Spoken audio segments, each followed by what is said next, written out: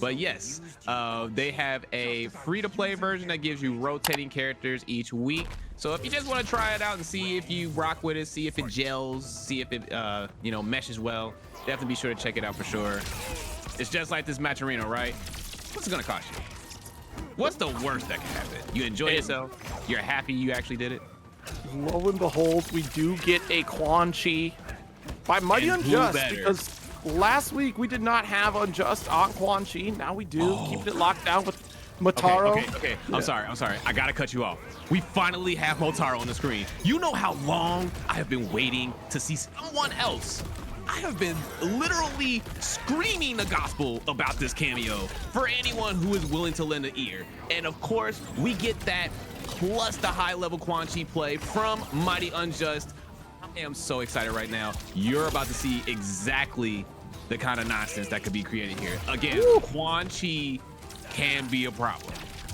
And the fact that MightyUnjust is playing Motaro is great, because one of Quan Chi's biggest pain points is his startup and his recovery. Being able to have the ambush assist with Motaro, being able to teleport you on hit or whiff, hit, block, or whiff, which is the big one, allows him a certain level of mobility that he wouldn't have otherwise. And then not to mention, now you can really not counter zone him, having the projectile shield. His pressure's more dangerous with the low shot being plus 13 on block. What the hell, NRS? But listen, we're not complaining. I'm enjoying, and I'm commentating. Yeah, I mean, that Motaro buff was definitely a big boon for the cameo. Oh, nice teleport though from Sugarnip here.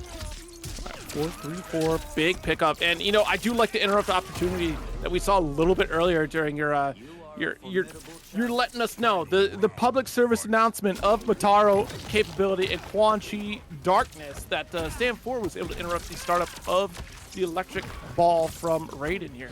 Listen, I am forever going to be a Sith, and I am forever going to be a denizen of Netherrealm, okay? Quan Chi, Shinnok, Noob Saibot, those are my homies. I don't know about yours. So I'm very much excited to see. Look at you. Let's go. Yo, he's fighting you with the dead. That's so sick. Come on, y'all. Chat. Tell me this is not one of the coolest designs you've seen for this character to date. Nice breaker here. Gonna go for that counter zoning opportunity here, because look at that. We bait out the fireball ward, a beautiful teleport. That'll be a grip of damage. Waiting for Kano to come back during it too. So we got an electric cell and ball attack to keep it safe. Stand 2 will get the kill. Sugarnip gonna take that first game, but look at the life difference here. 850. Yeah. For Quan Chi with this Motaro. Meanwhile, Sugarnip just going down 50 points by picking up Kano. And that's a big one, because that takes significantly less hits. It should tell you something, though, about the character Quan Chi themselves, that they have a lot of tools and utilization to interrupt out of full screen range, being, to your point, like you said earlier, was the true zoner of our game here now, right? Like, we do have a character that completely embraces the zoner culture that is in MK, but coupled with Motaro, you have your reflection there. You're able to interrupt with Stand 4 on a lot of great cases too, but Sugarnip just needs 1 or 2 teleports for the case of Raiden. It's literally a 2-touch game at 850 health. Yeah, normally in that case, right, you would just wait it out and wait for Raiden to teleport, but having that Kano ball cameo, just waiting in the wings, trying to catch him, pushing a button there, as you can see again, will make it a bit difficult, but the wake up. Just look up stomp, hold the low fireball here. Nice interrupt. There you go, wait it out. Exactly. Oh my gosh. No, the combo drop is so unfortunate. That is unfortunate. Missed that Stand 3 pickup, because it does launch the opponent a little bit higher there to extend your combo. Nice ball. Doesn't want to take the plus frame, so we just take the hit. Yeah, MightyUnjust, I feel like, was trying to flawless block there, trying to negate the pushback as well as the chip. Tries to get something going there. So much chip damage. The skeleton to come through. Look, the Stand 4 whipped entirely. Yeah, button doesn't have the best tracking. If you are willing to take the risk to continue walking forward, it is a button that will whip as long as you continue to move. Now, when you stand stationary, that's when you start having those issues. So MightyUnjust is going to take that round there, capitalizing with the fatal blow, maintaining that meter, which is very important in this case. Of course, Sugarnip having almost 3 bars themselves, which is going to be dangerous because that Kano assist is waiting right there, and any raw hit right there can lead to a very interesting situation as their wake up lower right now. No one wanting to hold that pressure. Yeah, got the armor fly to get out. Good blocks and patience.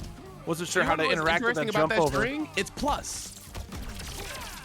Yeah, the very like the Enchantress-esque string where he's got the demon fist coming down on your head. It's plus. Yeah, it's crazy. Interesting. Yeah, it does have a lot of vibe to it too. Like it's just he's so unique with this. Yeah, you can armor through it, but yeah, like if he lands it, yeah, you're kind of stuck there for a little bit. Oh, good catch there. Dog. What am I telling you? Salty. Okay, relax. Jeez. Your combat is impotent. Brutality. What? Quan win. And a bit of a throwback to MK4 there with that brutality. For those of you that might be a bit unfamiliar with Quan Chi's game, in MK4, that was his actual teleport stomp. It wasn't the single little stomp where he stands on you and then It was actually a rapid fire kick session like you just saw there. Mans was practicing Taibo on your face and laughing about it. A lot faster too. That is the zoomer take, Dragonuk. The gritty on the face. All right. Right. Keep me from standing against you. That is the Fortnite take. But I agree. I would rather see Quan Chi hit the gritty on the opponent's face. Oh, and a jump from downtown. Sugar Nib Gaming getting the party started early. Was not a fan of that last finish. Good flawless block there, but gets caught with the throw. All right, got a couple ducks here. Gonna hold off. Nice. The stand for it. I like the light convert that you get with the fireball right after. Yeah, and this is kind of where Quan Chi shines, when he's able to establish what I like to call the fear of nothing in fighting games. Will they or won't they, right? Because once you have established that you're willing to throw certain things out and you're forcing your opponent to look out for them at all times, like the low shot, right? That is something that you can essentially mess around with, and that kick especially, like right here, this is a sweet spot for Quan Chi. Now he can play around with the range. Skeleton. I think that's one of the back kick buttons that Quan Chi has available. Another stand 4. Does wrap things up here, make you forget about the foot from behind.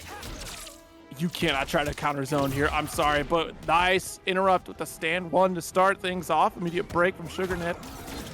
Yeah, and this is where Quan Chi excels once again, you know, being able to control that spacing, even with the Kano ball assist, still managing to maintain some control, but Sugar Nip Gaming staying dedicated. And I do like that from MightyUnjust, right? They're just going to go ahead and get what they can. They're not going to allow Sugar Nip to get whatever they want, right? You're going to get the bare minimum from this setup. There we go. Another one. See, one of the key factors here for Quan Chi that makes him so difficult to get that win condition is getting those portal setups, but it does alter some of the routing that Quan Chi is capable of. Woo. Oh, try to get a punish there, but no good. Meter is gone.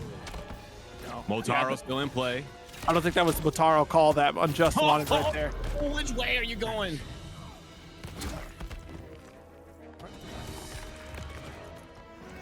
So we got a 2-1 lead right now. MightyUnjust answering back after that strong first game from Sugar. But it is a lot of setup potential that Quan Chi has to really work with. But I do like how MightyUnjust is taking like some of the full screen just enough damage, right? We're just in the stand for it to fireball opportunities. We're okay with, you know, trying to interrupt a lot of this fireball game because the damage is just mounting anyways. You're forcing the opponent to waste more life as a resource trying to approach you, which is the play that any zoner really kind of wants to lean towards, that you're making it hell for the opponent to really try to climb in. Plus, you're keeping that safe pressure on top of it with this Motaro assist. And down 1-0, just kind of holds it. I opened up a little late on the Kano ball, and again, I think we've been seeing it quite a few times. MightyUnjust trying to flawless block there just so we can kind of keep that pressure going, or at least try to return the favor after. What an interrupt! Oh yeah, got that micro duck in there, just snuck it in. Another stand 4. Good patience.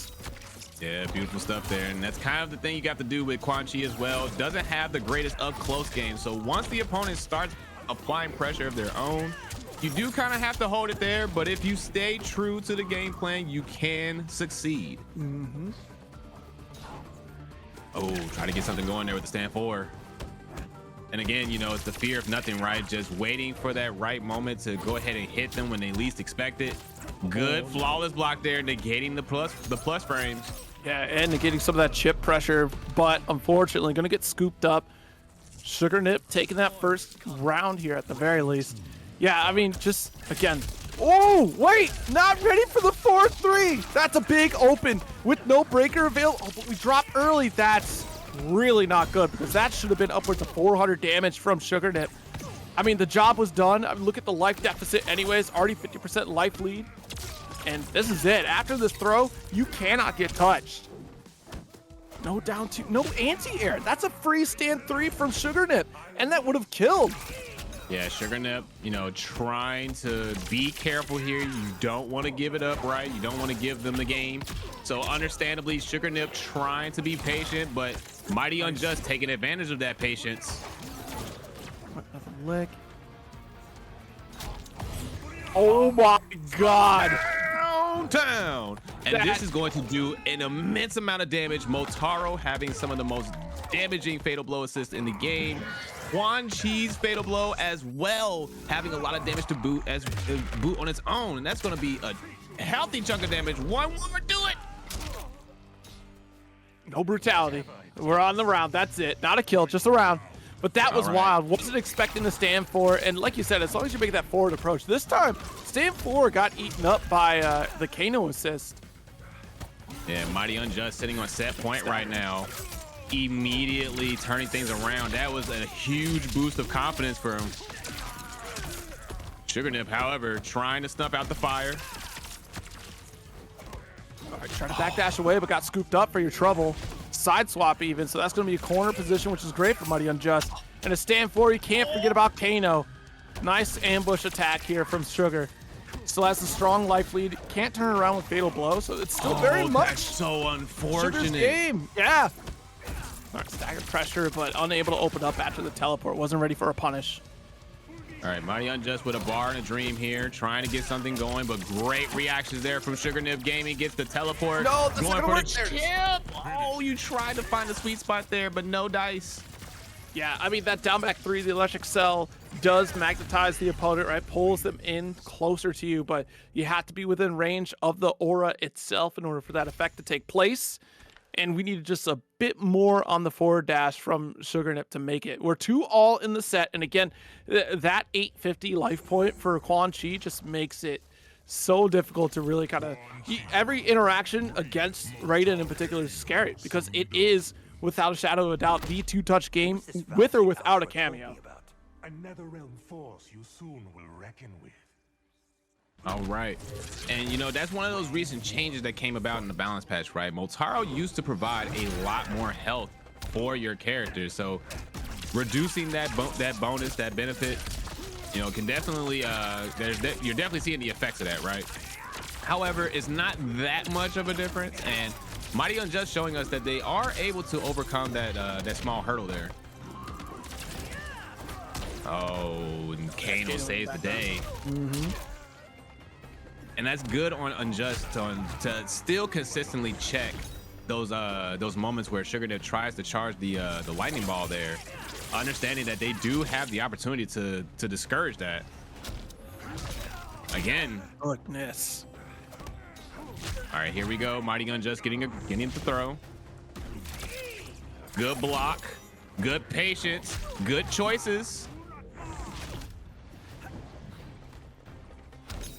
Anybody's Yeah, you can't forget, you can't keep backdashing away at full screen. That stand 4 will come through. The teleport shutting down Electric Fly.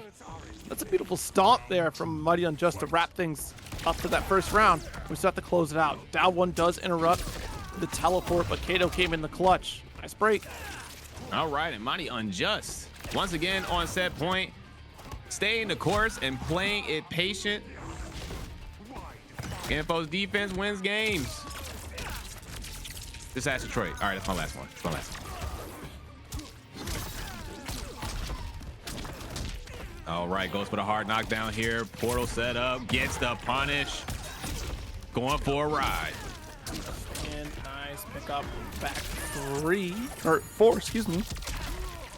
It's the back 4 or 4 with the leg teleports like that. It is a 4 though. Oh, from downtown. And as life imitates, MightyUnjust out here with the MF Slayer DLC, taking the game set in match 3-2 over Sugar Nip Gaming. So that's about, it's the shrine. Thank you, Blessing. Oh man. Well, We're there you spending go. a lot of time in the shrine. That was the confirmation there. So sorry, you're gonna have to try a little bit harder. Look how cool he is.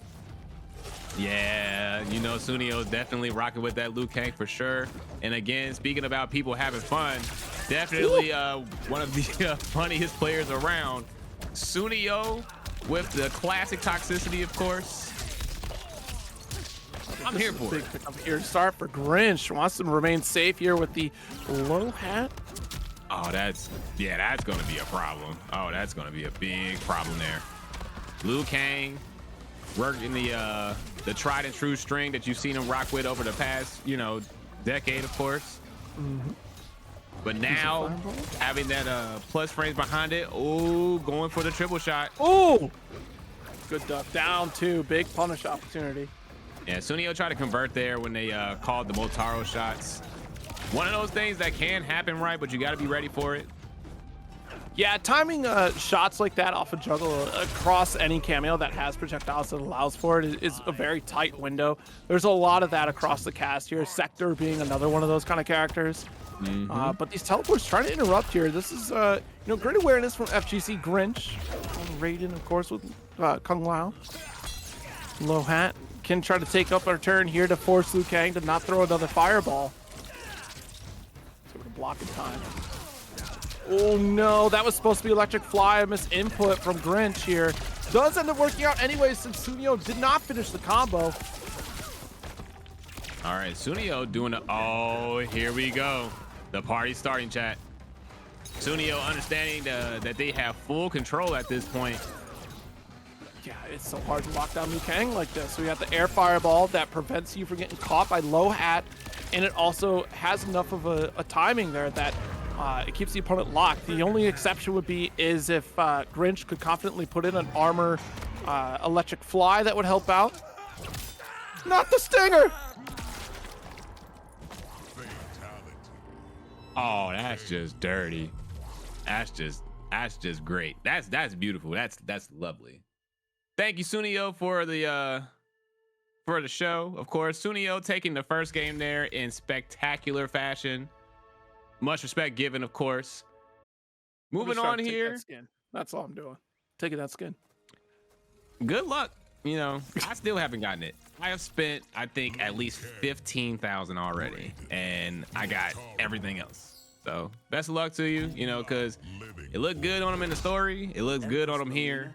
It's definitely a nice item to acquire for sure. All right, Sooneo doing what he does best, maintaining that zoning right, playing the lane game. All right, gets the Motaro teleport. Yeah, going with that low fireball here to keep the opponent occupied, keeps them honest and a little bit leery to try to interrupt that teleport anyways. Nice. Oh, actually, no, it didn't work out for you. Armor, you got the back 4-4, or down back 4 rather. Yeah, now just the thing about the reflect there, Motaro did have the ability to reflect the Kung Lao had back at him, but they did recently make some changes to Motaro, so curious to see if that'll still work out. I just feel like because of the side switch, that's the reason why it didn't work out the way it did. Ooh, what a pickup here. Yeah, should be A-okay on health. It'll certainly give a life lead for Sooneo.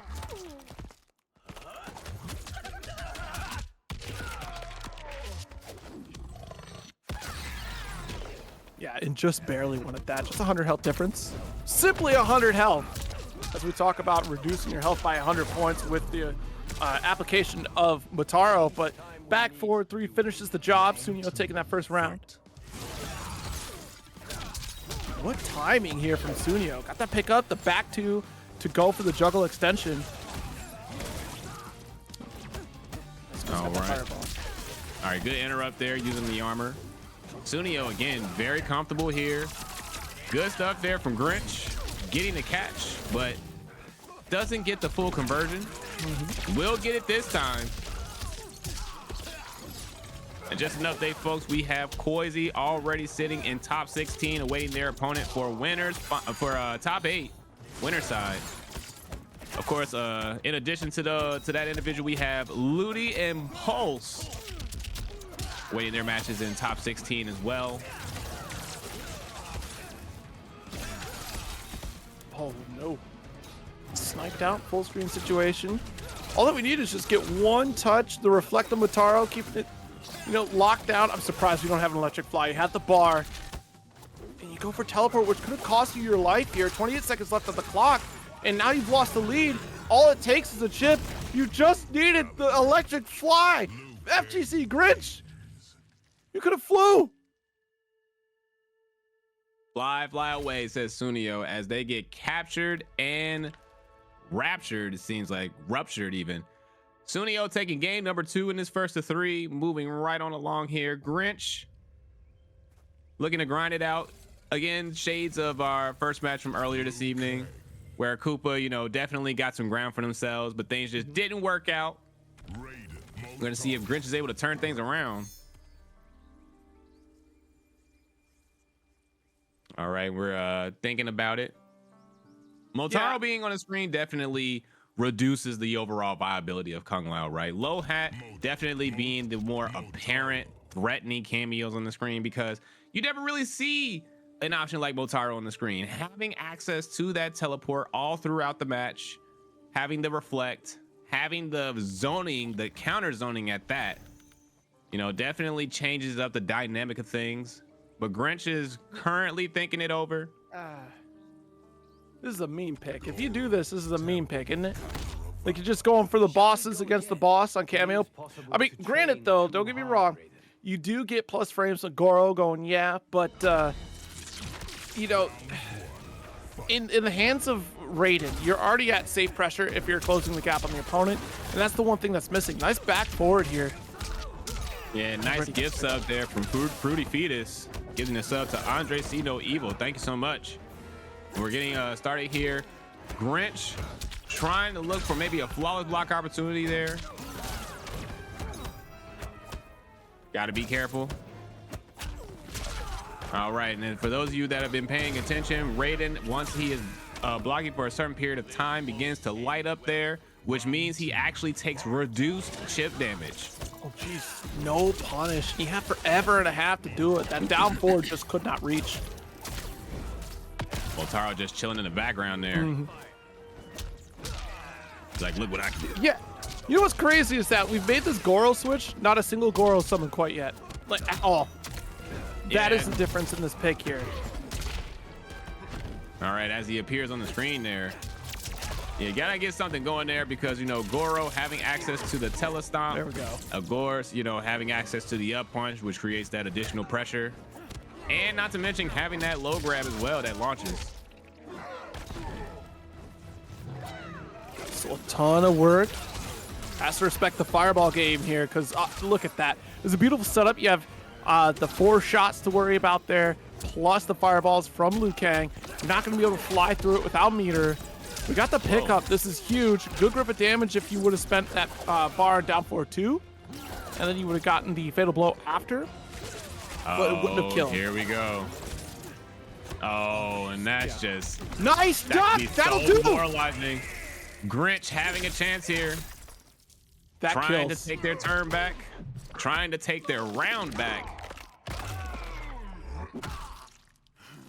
Yeah, that was beautiful micro duck right there from FGCGrinch. We immediately spent it as quickly as we could. End up taking the round for it. Fatal blow now off the table, so FGCGrinch gonna have to definitely dig deep here. No bar either. Sooneo working on 2. Beautiful fly from downtown. Teleport. Yeah, this is similar to Kung Lao pick, because Kung Lao had a function like this on top of it with teleport, where you go for that throw and you get the teleport right after to continue the combo. Let's meter burn, full extension here. Goes for the break because we've already done enough damage. All right, FGCGrinch here having an opportunity to get something going for themselves here. Capitalizes. They must have heard you in the back there, Zero. That's huge. Yeah, the electric fly was the one thing missing in the last game, and to see it come back finally, because we saw it in the first game, used regularly, used correctly even. So now seeing it back after so long, that's great. But also this this Goro pick finally getting an opportunity, especially after Electric Cell. That's a safe call instead of going for just the safe pressure, which is normally what we get if you have Kano as a pick or even on Kung Lao. With Goro, you get that combo extension because it lifts the opponent even higher. So then you can get those 4-3 pickups on top of what you've already started. So, I mean, great awareness there from FGCGrinch to pull that off is just, again, we got to make sure we're punishing a lot of this fireball setups here when we do have the resources to make that happen. Kung Lao's ego is irritating the other monks. All right, and I will speak to him. sticking it out with the Motaro pick. Again, you know, why not? It's been giving you so much mileage there. However, would like to see more Goro calls from FGCGrinch, of course. Having the opportunity to get meterless conversions with the up punch, right? And then also having mix-up opportunities with the Goro low grab. However, looks like Grinch has gotten a nice amount of real estate built up for themselves here. Sooneo, however, with the teleport shenanigans. Arch Forge, thank you so much for the subscription. Appreciate that. Nice stand 2 starter here. Just a teleport gone wrong. Yeah, and there you have it. That Goro up punch giving that extension to the shocker there. Oh, nice counter poke, catching the teleport. Yeah, that was actually utility. Yeah, for all its utility, teleport does have a bit of recovery to it. 4-4 pick up, low beam, another. That's your punish opportunity. Well, you got top. You get the stand 1-2, should be able to hit the mark after that string from Liu Kang there. Oh, nice duck and the again. Micro duck paying dividends right now for FGCGrinch. No, tried to catch him with the jump kick. Oh, good block there from Sooneo. Sooneo on set point. FGCGrinch, however, showing us that they are determined to make this work, and that was a punish. Again, Motaro teleport does have answers. Not the do all to be all. Sooneo, however, throwing all of it at FGCGrinch. Good conversion. Stacking on the damage. No extension with Goro. That you do have the opportunity. I would love to see FGCGrinch time that because you should be able to get the yes call from Goro to extend a little bit further. I'm pretty certain that works just like other characters that extend after him, namely Jack's extension. Yeah, this is one of those choices that you gotta make, right? Because you can use the resource right there, get the max damage, but then you gotta wait a little longer for the assist call and the reflect, getting those counter zoning measures. Duck. Very great patience here. The teleport just a little bit too far for the interrupt, and a duck right back. FGCGrinch can wrap this up. 2-all in the set. Wow. Yeah. So the great difference here is just is the fact that FGCGrinch is one with duck, and also going for more opportunities to kind of interrupt the fireball game outside of just teleport. Plus the reaction timing of Suneo's teleports. It's a very tight window, but even off a low fireball, there's been some opportunities where FGCGrinch does get a punish because of mistimed teleport from Sooneo. Yeah, exactly. You know, FGCGrinch capitalizing off of those miniature interactions there, those in-between moments that are very important when you're trying to make your offense and defense stick, because those are the times where where you need to be most aware, right? And FGCGrinch pretty much being 4 for 4 with those micro duck conversions, making Sooneo miss, which is extremely hard to do. We've all been watching the same tournaments, right? Week after week. Sooneo, a regular top 8, top 3 placer, you know, being able to push to the limit and pretty much just occupy every space that you want to be in. Very good at making things uncomfortable for their opponent. But FGCGrinch just sticking it out.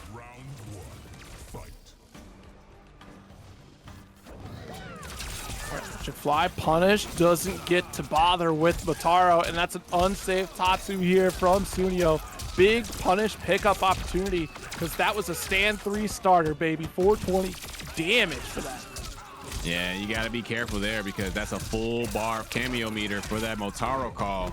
So you're going to be stuck there using the Goro up punch for the setup. No, that was corner pressure into tip. And FGCGrinch in a shocking turn of events. Thanks, chat. Appreciate that.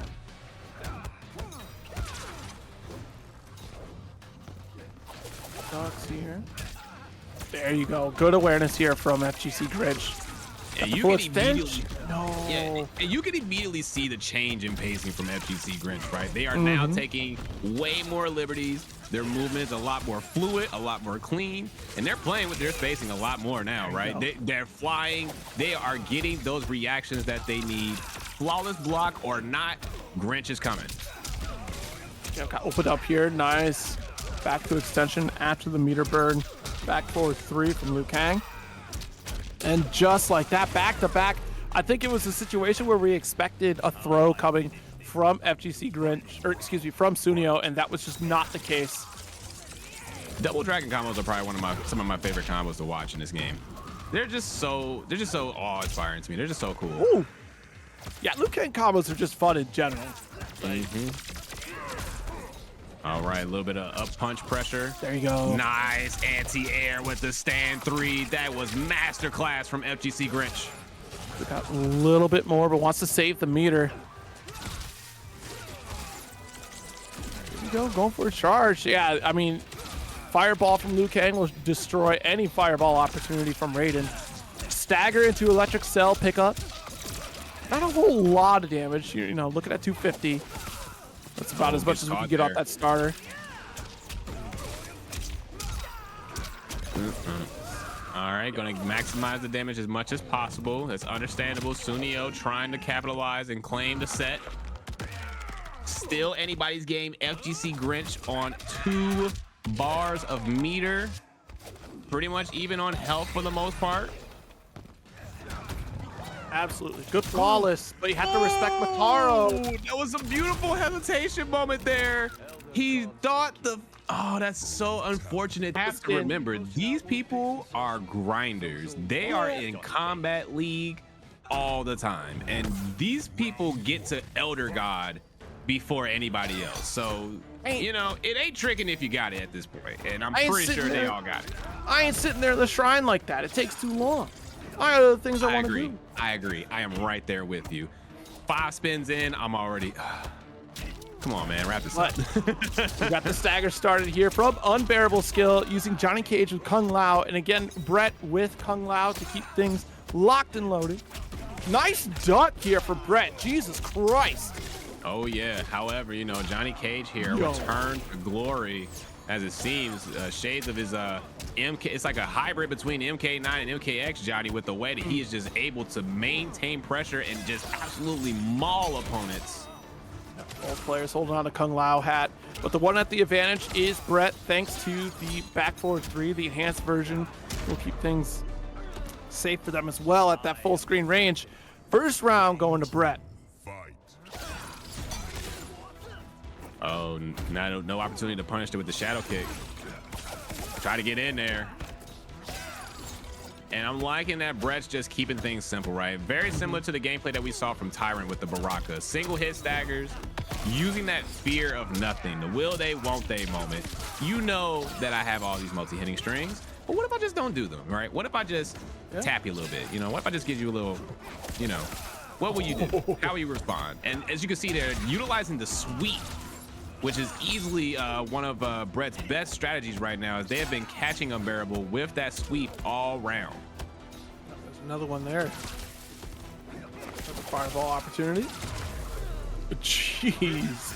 All right, and a very strong round for Bret there. And yeah, to your point, just being very consistent on the delayed strings, playing with the expectations for UnbearableSkill of as far as what to expect from Liu Kang. And we're seeing like a broad spectrum of routing from Bret right now, especially since we're going for some of the unusual strings. Like we did see the high-low string open up against Unbearable Skill.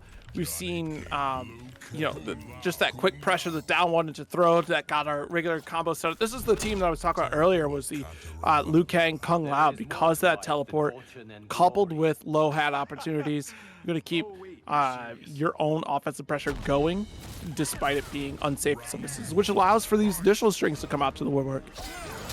Yeah, absolutely. And like I said earlier, the overhead from downtown, like you was talking about earlier, Zero, just, you know, manipulating those expectations. You know what these characters can do at this point. So we're just going to try to switch it up a little bit, just make things a little weird, right? Because we know you're looking for this, but instead we're going to do this. That's twice now that we've seen Bret jump in 2, go unpunished. Unbearable Skill with no anti-air, no up block. It's, you know, 2 times for now. Something to keep in mind as the set goes on. A couple back force, which is safe distance. I think the only thing capable of really trying to challenge that would be Shadow Kick, but the fact remains that you could low profile that. Bret could be holding crouch while the Shadow Kick comes through from Johnny, so it's smart for Unbearable Skill to not try to challenge that. Yeah, and Unbearable Skill getting hit with a lot of zoning right now, getting caught with a lot of those air fireballs as well. And again, Bret just keeping it simple, using that sweep to keep Johnny out. For all of Johnny's pressure, you know, a lot of his best strings are highs. And then when it comes to his mids, they do have a little bit of startup. So Bret, understanding that, is being proactive here and not trying to let Skill get a clean hit. Yeah, that should have been a down 1 interrupt at the very least. Maybe we wanted a bit more with it, but yeah, if you block that back 2 and just hold on a crouch, you can low profile the follow-up 3 after.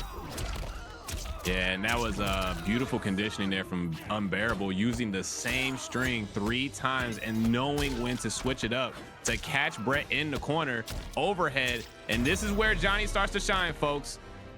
That nightmarish pressure. That constant stagger pressure. We did see 1 armored Tatsu from Liu Kang, but nothing after. Bret kind of stuck in this corner, 1 bar down, so no break opportunity, and Unbearable can continue pressure in this corner. Goes high to start, nice interrupt. Oh, and here we go. Bret starting to flinch a little bit. That's what you want if you're the Johnny player.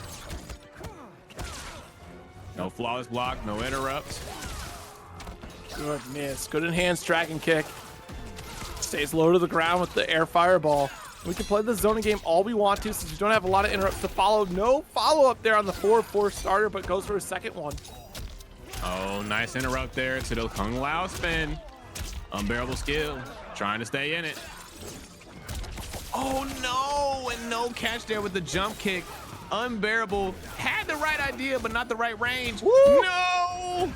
That was a beautiful teleport to save yourself from getting punished. Jump 3 No confirmed a fatal blow. You No way, kidding? no way, no way, no way, no way, no, no. This is where he started at, but this should be close. Not killing quite yet. Oh, it does. Let's go! Unbearable with the steal. Good stuff. 1-all. And smile for the camera. It's Unbearable Skill. I told you.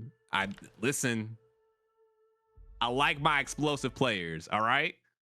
I will admit, I like a little robbery in my FGC coffee. Okay. I like a little heartbreak, and that right there was was definitely a so unfortunate series of events. That was so crazy. And then what makes it worse is that during that fatal blow, they're like, no, this is bringing the character. So last time around, So it's just all like, yo, this is not happening to me. There's no way this is happening. It's so over the top. I hope it doesn't happen. All right, here we go. 1 game all apiece. And Bret turning it up a little bit, occupying the spaces a lot more aggressively, understanding that you do not want to give Unbearable Skill that opportunity. Nice, Oh, goes here we right go, back at Unbearable you. Skill. And we're this swinging. overhead setup. Yeah, because he had the perfect timing, and instead of trying to hold the block situation, Bret goes for neutral jump to avoid any opportunity of, the hard to blockable situation. And Unbearable Skill at this point is just getting in there at will. They are not even they're not even deterred at the health deficit, because why would you be? I'm Johnny. I'm me. We got the spin Eat kick coming this. through. Good No block. armor on that one. That was Beautiful very raw punish. from Bret. You're dead here. Well, here we go. Round 2. And took the words right out of my mouth. Unbearable. Party time. And Bret trying to figure it out here. Unbearable Skill having a ball right now, dropping that 4-4 immediately. Goes for that lunge kick as well. Has to block and duck and respect the situation. I think that was a teleport start. No way, that was a low hat. And I gotta hand it to Bret. Bret has been absolutely phenomenal with the spacing on the air fireball, right? Putting it just high enough to where they don't have to worry about what Johnny is doing, but having to force him to respect it, right? Yeah, because every interaction you're seeing is that neutral jump 3 and an air fireball. It stops that shadow kick opportunity from Johnny, and then you get the regular fireball to continue after. Also, it moves the hurt box away from low hat, giving a little bit more air time for Liu Kang. Oh, beautiful reactions there. Unbearable Skill is just too much to handle. No, yeah, not even get any punish there. I almost wonder if we would have was committed so to scary. a Did you shadow kick. That was crazy, yo. This is getting ugly. I can't even speak right now. There's so much happening. All right. Quiet on set. Unbearable Skill here. Starting to get funky. Bret not having it. Oh my gosh. Yeah, jump in. There was a late up block there from Bret. Unbearable Skill taking a 2-1 for that jump in opportunity. That's very interesting because it looked like the startup of up block just did not come through there for Bret.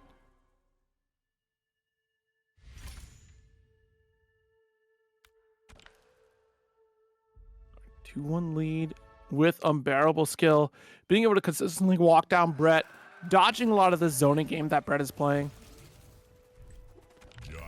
All right, here we go. Going back to the character select screen, just giving ourselves a little time to breathe. The pyramid. I'm telling you, Geras is. Yeah, again, it was definitely a startup, Jamila, of the up block. It just was not there. Because it definitely was. Yeah, for those of you that might be a little bit unfamiliar, up block does have startup. You can see the animation, but that does not mean that the animation is active. And I love this. Oh, we're getting. I love being here, man. I'm just vibing. I can get everything that I can ask for. I just need round 3. All right, that's all I need. All right, I need a round 3. Just set up for a jump in, didn't actually commit to anything after because we already had the EX dragon kick. I guess we take just enough damage, that's fine, especially since you had that life lead. The first round going to Bret. No hard to block situation. You can crouch block against Liu Kang because you know an overhead is not coming at all. Unless if it's a natural jump in, which we've seen Bret do a couple times now. All right, Bret. All right, back to work. Business as usual. Keeping it trying to simple. get shadow again. Jump 3 punish. Goes for air fireball. And Bret doing a great job here. Good flawless block. Been watching it all night. And just like that, we're in the corner. That one brain cell working. Oh, nice blocking the overhead, but not going to quite punish there. If we would have had an up block, that was punish city for Bret for sure. But this pickup off the uppercut from Unbearable Skill. Stagger, stay safe, down 1. Not your turn to dash up here. Big pickup opportunity. Had to break because that would have been death. Yeah, stay safe. All right, try to get in there. He gets caught. Oh, Unbearable Skill sitting on set punch. Set punch. Set point. Johnny, what are you doing to me right now? Got to punch setup, you know, got to punch up. Got to punch in the time clock as you headed into this corner here to put in work. Stagger does work out with the low hat again. Another throw, a 50% life lead. Teleport opportunity here. I love this track so much. Again, I have still yet to get my question answered. I've been wondering who the hell was in the booth cooking when this track was getting made. I need to know. Somebody needs to find this out for me. How am I going to ask the internet this question all the time and still not have anybody at me on Twitter? Somebody should have had this answered 2 weeks ago. There's no reason for this track to be this fire as we watch these fireballs fly across the screen. He missed out on the armor for the shadow kick there. I don't even think we have meter to spend for it, but we tried to make the mark here, expecting the last fireball to end. You're trying to close the gap with, which is easier said than done. The up block still going to get a punish with back two. That's 2-all right now. And that was a great decision for Bret to go for that full screen situation. Once you got out of the corner, you got to run with it. All right. I'm happy now. Anybody can win at this point. I just needed that. That's all I needed. That's all I wanted. Anytime this stage comes up in tournament, I pray that just maybe we get a good round 3. And we definitely got that for sure. We are now 2-all, folks, in this first of 3 set. A barn burner for sure. Remember, folks, this is not even top 8. This is just to get to top 8. This is just to get your foot in the door. It's outside the door. You get to knock at the door, exactly. And then you can't even get the foot in. You're just you got to get the vibe check. This is just to qualify for the vibe check. This is you waiting in line.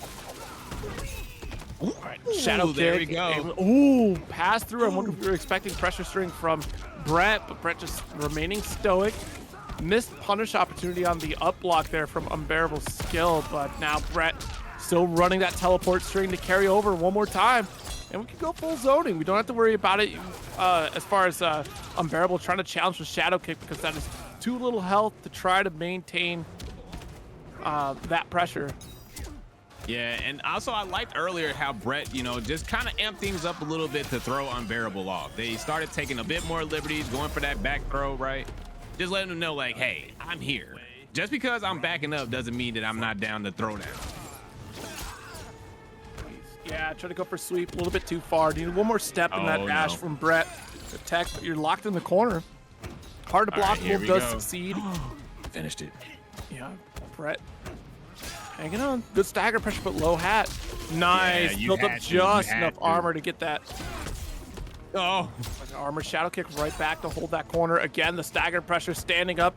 Kung Lao able to interrupt a lot of this defense here from Bret. The back two confirmed. And it's a tail as all the time. Rush down versus zoning. Once Unbearable gets Bret in that corner, as you saw there, they lost so much ground, so much of that real estate just crumbling down. However, meter burn for the finish. Bret takes the game set in match 3-2.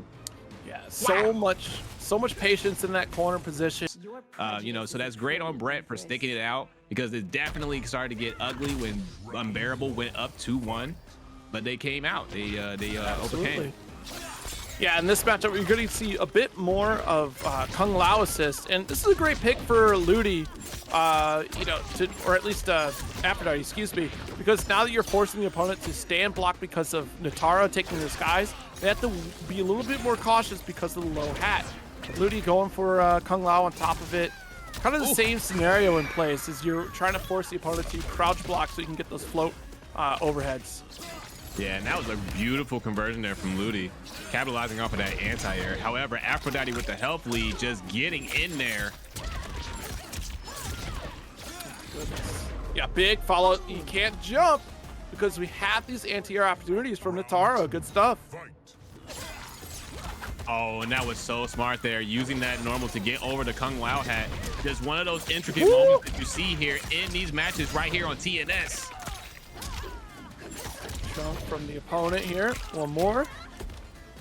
Or 27 from half screen. Yeah. Or your that wasn't even a blood curse bite. That was just regular. Oh no, fast fall onto the low fireball. Aphrodite, understanding that they have the health lead now, opting to try to utilize the zoning game that Kung Lao offers, but Ludi, strong defense here, tries to go for the hard blockable, but the delay wake up will set it aside. Already got that nice dive confirm here with the scream to restand. Good round for Ludi. tying it all up. And this is a top 8 qualifier. Yes, and we got a round 3. So at this point, I am jamming 0. You might have to cover again because I am vibing right now. This is so my top 3 stages in terms of music. The pyramid round 3 is number 1. This is number 2. This is easily number 2. I feel like this actually might be one of the best tracks that NRS has done for their games in the past 10 years. Because MKX's music was okay. It had some tracks, but overall, you know, definitely left things to be desired. And I feel like in this particular game, we're probably returning to form here. Yeah. Definitely returning to form on that anti-air. Still had the Lust Shaker to open the gap. And look, you're going to get caught swinging, but a flop from Aphrodite will open up a big opportunity. Nice yeah, a lot of people like Fire Temple. Oh no, the drop. Good block. Up here, there you go. Got this reversal spew for the brutality. First game, Aphrodite. Oh. This makes your You blood don't boil. even fall over. You just slumped. But that's a form of falling, right? Just an alternative falling. Nah, that's suspension. That you're just stuck. Nothing worse than being stuck, you know? Right, yeah. If you are stuck in suspension, then that Just ask somebody that goes into quicksand, right? I mean, you're sinking in quicksand. Yeah. And you can't get out. Ease our hunger. Yeah. Vaturnus won't feed on Outworld Harpy. All right, rocking that seasonal skin there for Sindel. All right, a little bit of back and forth. Aphrodite, one of those things that Aphrodite does tend to do is utilizing the one zoning move that Nitara has, which is actually really interesting there because Aphrodite has to try to control anywhere on the screen, right? They're not just relying on the flying shenanigans and the mix-ups there, but they're using every tool that they have, as you can see there. Fireball. Ooh, and the catch. Yeah, very good here, going for the skies, which is normally a domain that Nitara controls. Just an early shutdown. Lust Shaker finds the mark, no follow-up. Oh, and that was looking real good there. Smart stuff there from Ludi to keep that Kung Lao hat held up. This is definitely going to be a dead character. That is huge. What an anti-air from Aphrodite.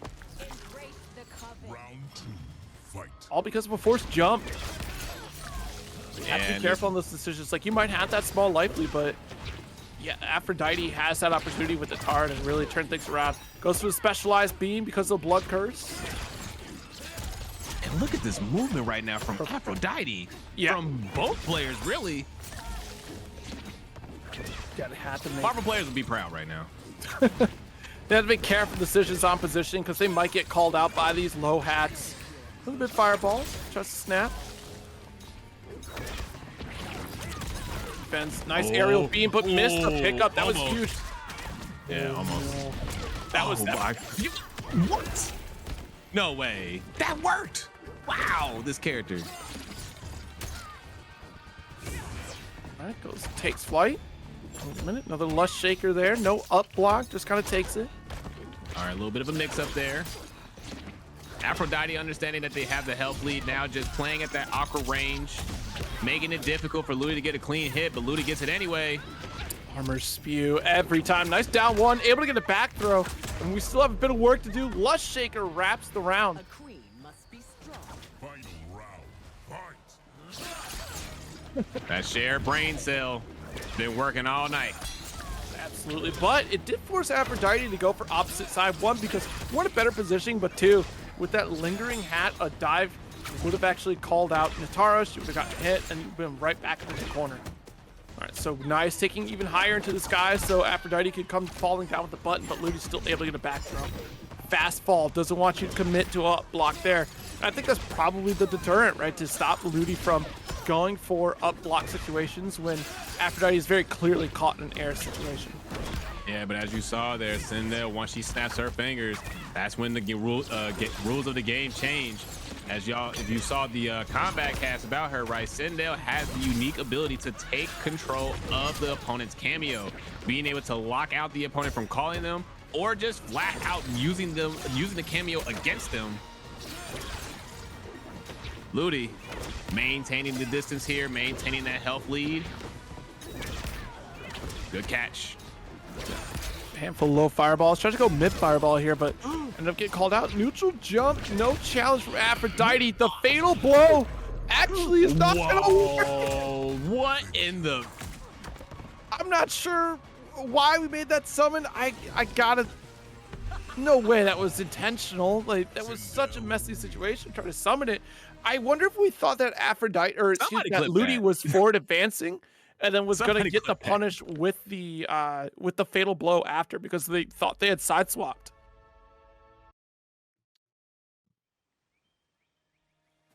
This match has Marvel's stamp written all over it. That was an insane catch there from Ludi with the air levitation and conversion. That was the part that got me. They converted it. Being in your presence soils me. The feelings mutual. Air combat is back, baby. Oh, absolutely should be when you have a bat flying around trying to take you down. Right? Oh, a down bat two, and an not gonna ethereal connect. empress. Yeah. All right, Lust Shaker not finding the mark, and again extending it a bit further because some folks like to walk into it, try for a whip punish opportunity, which you can with Nitara. All right, a couple aerial fireballs. The difference here that we see where Liu Kang would normally miss these low hats, Liu Kang would do jump 3 into air fireball, especially the shape of Liu Kang, but Sindel, when she floats, she's floating as though she is still standing, so her feet still get called out by the low hat. No, overcommitted to the string. We did not get to shut down on armor for that teleport.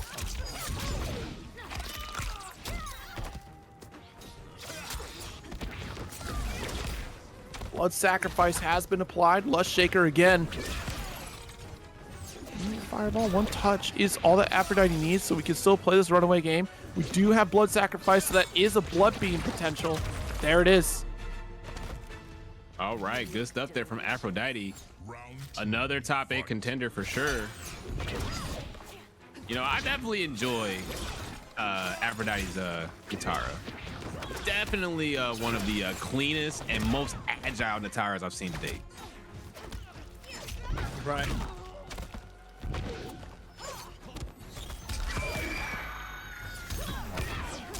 No, lingering here.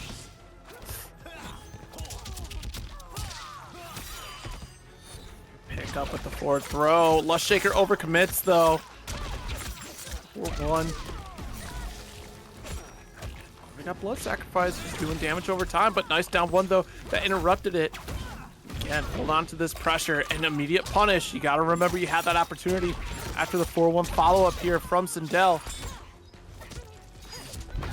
Good job, actually. Aphrodite taking it. 2-1 lead. Whoa. Brutality. Nitara wins. I never saw that one before. Okay. We have not one, but 2 Nitara brutalities. Thank you. Appreciate that. Okay. Go to the whole list. Yo, you know? That was amazing camera work, by the way. Shout out to the camera, to the camera operator. Yeah, especially do it with slow-mo once Sindel went into the skies. It's almost like a throwback classic, how things slow down in Deception. When Nitara would do fatalities anyways. Right.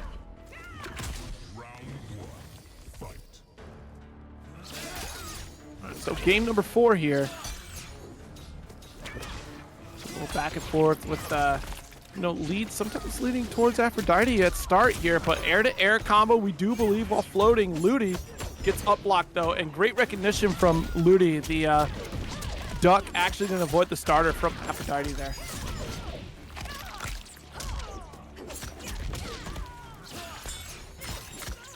Jeez. Oh, block the cartwheel. That's tragic because that is a dead Sindel. First round and potentially game set point.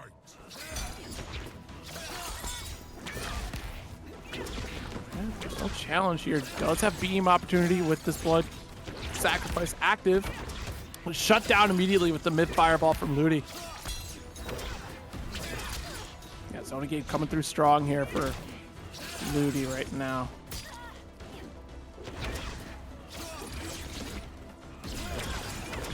I do appreciate that both players are really trying to avoid a lot of this low hat pressure from each other by doing the exact same thing, floating just above it, and now this air bite confirmed. Ludi gonna get a solid life lead, especially with this forward throw. Another opportunity to set up. Not quite spending blood sacrifice, and it goes unused. Side swap, no anti-air opportunity though. Armored up does get shut down with the uppercut there from Nitara. Yeah, Aphrodite is doing a great job there. Again, just making things really awkward for Ludi, constantly changing up the angle at all times, right? Activates blood sacrifice and just runs with it. Oh. Sindel's just a sneeze away. There you go. Yeah, was really fishing for the final brutality here.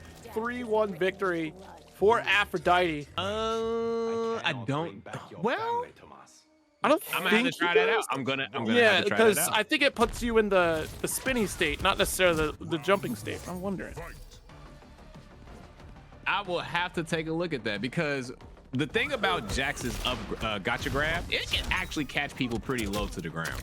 I actually found out that with certain sweep animations, he can actually grab off of the sweep, and you can convert off of that. Yeah, it's pretty crazy. All right, well, Pulse opting for Liu Kang right now with Kung Lao. 6 on smoke with Stryker, which is a really cool pick because then you have a lot of safety net for your strings that end up unsafe, or even if you mess up your Vicious Vapor setups. And in a lot of cases here, this is great because we're looking for that spacing in particular. The back two to make a low fireball very dangerous for Liu Kang. Now that we're invisible, great defense from Pulse. Yeah, but you can't block forever. 6. Getting the invisibility shenanigans started and gets the extra hit there, forces the break. You know, Pulse definitely no stranger to the Shaolin way. He has Liu Kang and Kung Lao in the back. More touch. Oh, 4-4 tries to shut it down then and there. Nice cancel on down back 4. That was scary because if it would have sent through, and that's a tight window to get that cancel, especially when you're reappearing so close to the corner. 4-4 doesn't get the full extension after. Down back 2 activation. You know, and Pulse is trying, right? As you can see there, they are able to like withstand the onslaught initially, but 6, you know, pretty much having the ability to just adjust at will at that point, especially since you can't see them. You know, doing a great job here of just forcing Pulse to guess. Absolutely. It's interesting we're going for 4-4 with Stryker summon on top of that because you're already safe at 4-4. I wonder if we're just... You get some residual plus frames, I think, if you time the grenade after. Yo! You run into the grenade. It's your own fault, brother. But yeah, you get some residual plus frames if you send out grenade after 4-4. But you're already safe anyways. And I think we're trying to make sure that the opponent doesn't duck because you can't duck smokes 4-4 and get punished. But... yeah, I'm not quite sure in the situation there. Pulse going down that first game. Yeah, and good stuff there from 6, of course, you know, to take that first game. But Pulse is withstanding the storm to a degree. It's just in those moments where 6 is utilizing the invincibility scenarios to create those mix-ups. As stated before, you know, you can't block forever. So Pulse is going to have to see what adjustments need to be made to try to just stay out of that situation. But 6 forcing the issue. Plus frames. Gets caught. Nice. Oh, no. Gets it back. Yeah, that was actually very unfortunate for 6. If we would have stayed crouching, we would have been able to punish that follow-up after the back 2 from Liu Kang. The dance does begin because we're fishing for back 2, and Pulse knows it. But 4-3 works out. Nice, another back 2 starter. Take to the skies. Goes for the full damage drop, but yeah, that close to the corner, unfortunately, you drop out a little bit early of the final explosion of the air route. So Smoke is at disadvantage. All right, gets caught there. Oh! All right, a little funky there. Gets the back grab. Possible death scenario. Good finish. Round 2, fight. You know, like Liu Kang has definitely gotten considerably meaner since becoming the god of fire, right? Yeah, you know, I think the cockiness that Kung Lao had has rubbed off on Liu Kang. Yeah, and that's always been the funniest thing, right? Liu Kang has always tried to have this holier than thou disposition, right? But you know, he be feeling himself sometimes, and rightfully so. Interrupt. Yeah. Try to go for stand 2 starter a couple times here. There's the 4-3-2. Able to get the confirm to steal back the round. Yeah, and that was just some beautiful smoke pressure there, utilizing those cancels. Again, the will they, won't they? Oh, no. Beautiful response there with the up block, and that was quick. Absolutely. Yeah, that was going to be a grip of damage. If you didn't break, you would have lost the corner position. Nice duck on the throw. We did want to get a vicious vapor, just miss input there from 6, but still was able to make up for it with this corner combo. Back 2 again. Oh, try to get something going, but no dice. Yeah, I mean, look, 6 is getting a ton of mileage out of this back 2 overhead. 4-4, able to get a quick confirm here.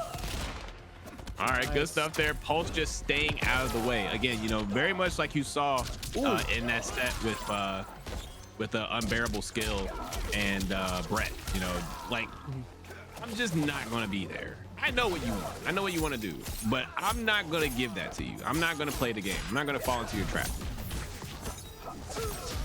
Oh, tried to start something there, but no dice, no bar to break either. However, Smoke having one of the lower ends when it comes to damage output on his fatal blow, but it should be enough in this case. Yeah, gets the boost there. He pulls that karambit out too. Just good lord.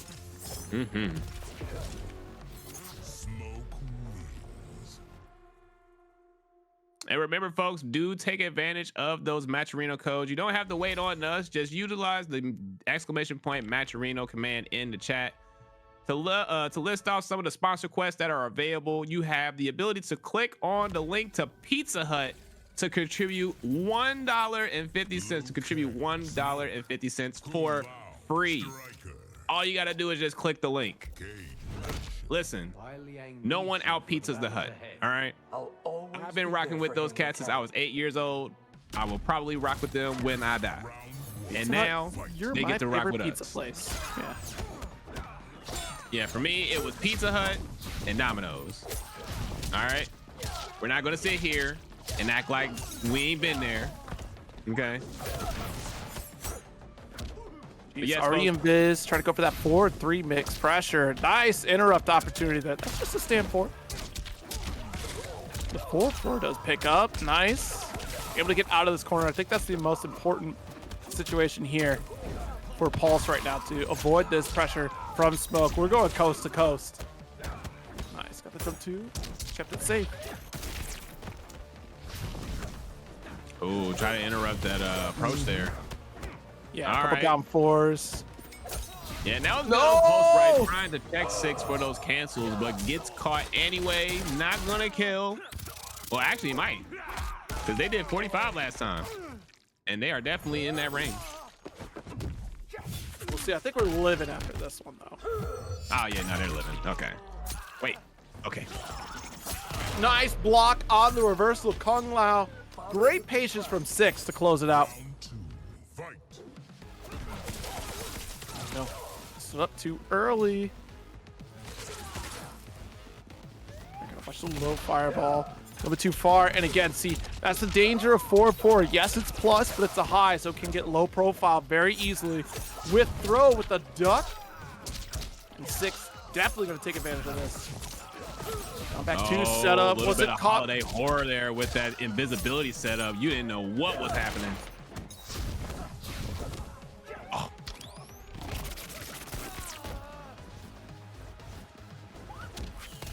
Nice down 4 interrupt. Yeah. I'm surprised he'll teleport. You caught Pulse was forward advancing. Could have done down back 4, and I think trip guarded on the landing opportunity from Pulse while you're jumping back. But still, 6 taking the victory. The full follow-up off of teleport. Oh my gosh. Good stuff there. 6 showcasing their execution chops there with the cancels. You sit there for a few seconds, you come out. and then like that, you're done. You know, you can follow a Twitch page, you can follow a Twitter page, you know, real simple stuff. Be sure to check it out. Yeah, absolutely. And we're going to check out this first game and winner semis here. And for defeat us with the solid read, Koisy on Sindel with Motaro to reflect a lot of the fireball pressure from Bret. So, you know, to your point, we're definitely going to see a lot of this fireball war here. These few characters, I can't believe it. Yo, it looks so weird that the low fireball does not work on reflect. But that's what we get here. Motaro's going to get interrupted. It used to. So that's the thing. It used to. But they changed that up. They're like, all right, listen, you got this giant, tall, you know, centaur or minotaur. Like, which adds so much more versatility to the minotaur anyways. All right, there we go. Low fireball that ended out. Koisy taking that first round.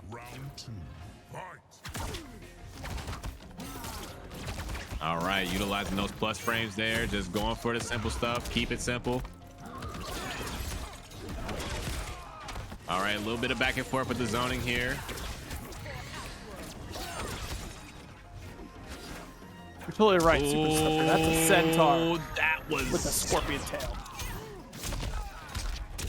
I always get confused. Minotaur is 2 legs, right? 2 legs, bipedal. Yeah, Minotaur. Yeah, Minotaur's 2 legs.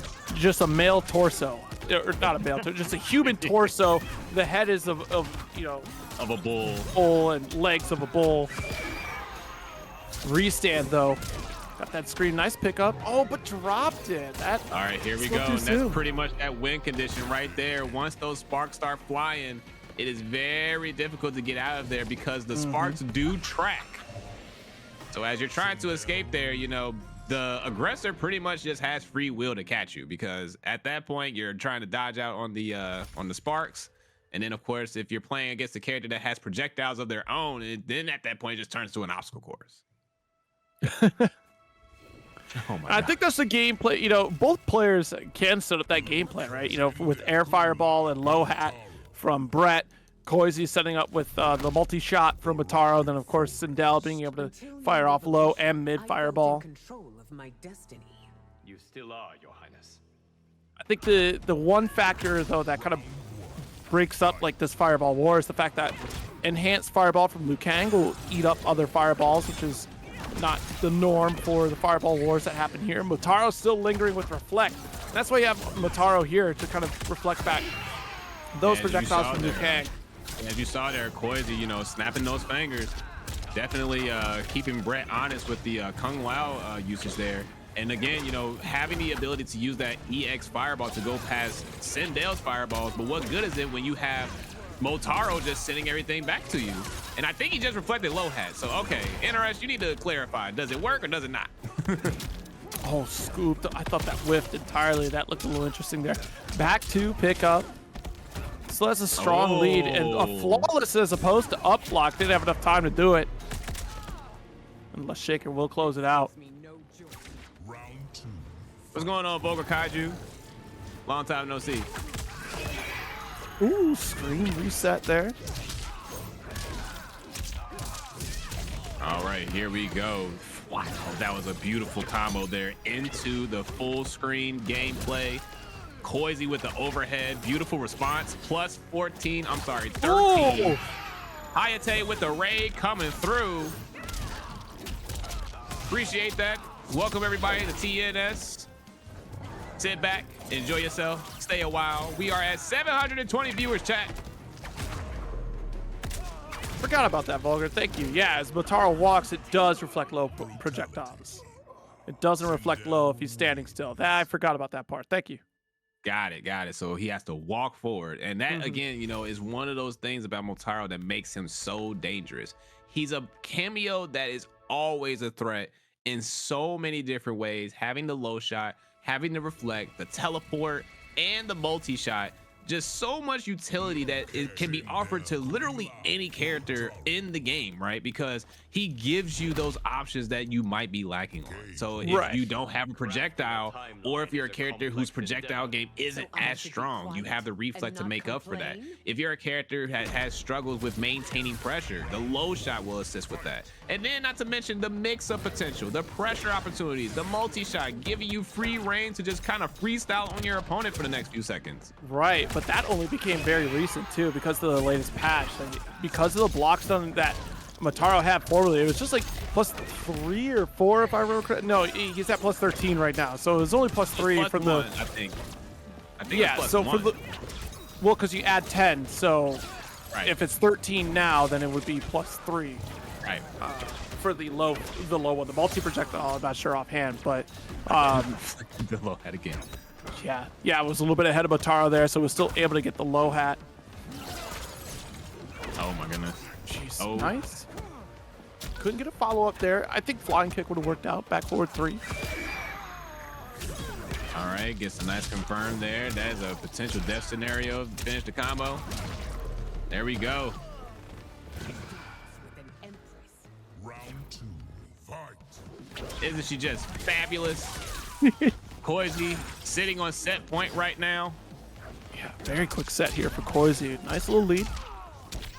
And this is such a crazy change, right? Because seeing how commanding Bret was in those prior sets, it is absolutely insane to see them just essentially struggle like this. Uh-oh, here we go. Cameo lockout in play here. Gotta be careful. All right, there it is. Gotta be careful. Bret no longer having access to that cameo meter. And Koisy is doing a great job of trying to navigate here, but Bret using those different options in the melee. Absolutely. And miss input on the first fatality. That's all right. It's all right. We'll let that one slide. Quite a bit of this, which led 6 to take one up over Pulse to make it into this top 8 position. And just a little bit of a bracket update, folks. We have Pulse and UnbearableSkill currently 2-1 Pulse 2-1 Unbearable as Skill is looking to close things out. And Hourglass of Rain taking the set over Yadriel El Pulse 3-1 to make it into top 8 on the loser side. And then, of course, we have MightyUnjust awaiting the winner between Tragic MS and Hormiga Panda. And then, of course, Ludi facing off against Sooneo, which has just started. Yeah, I mean, back-to-back disappearing acts here from 6.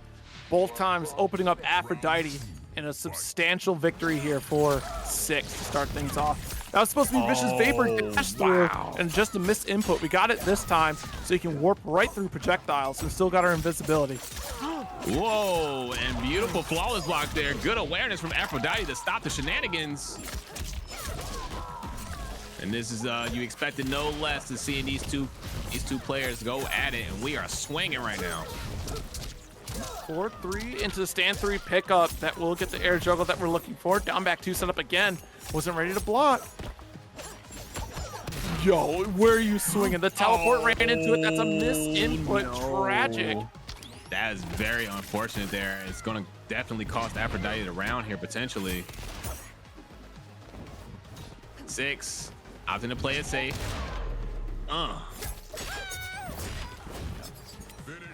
For 1, able to get that hard knockdown and victory. First game for 6. And yeah, just every invisibility setup. We caught Aphrodite trying to swing. Gonna get full punished here.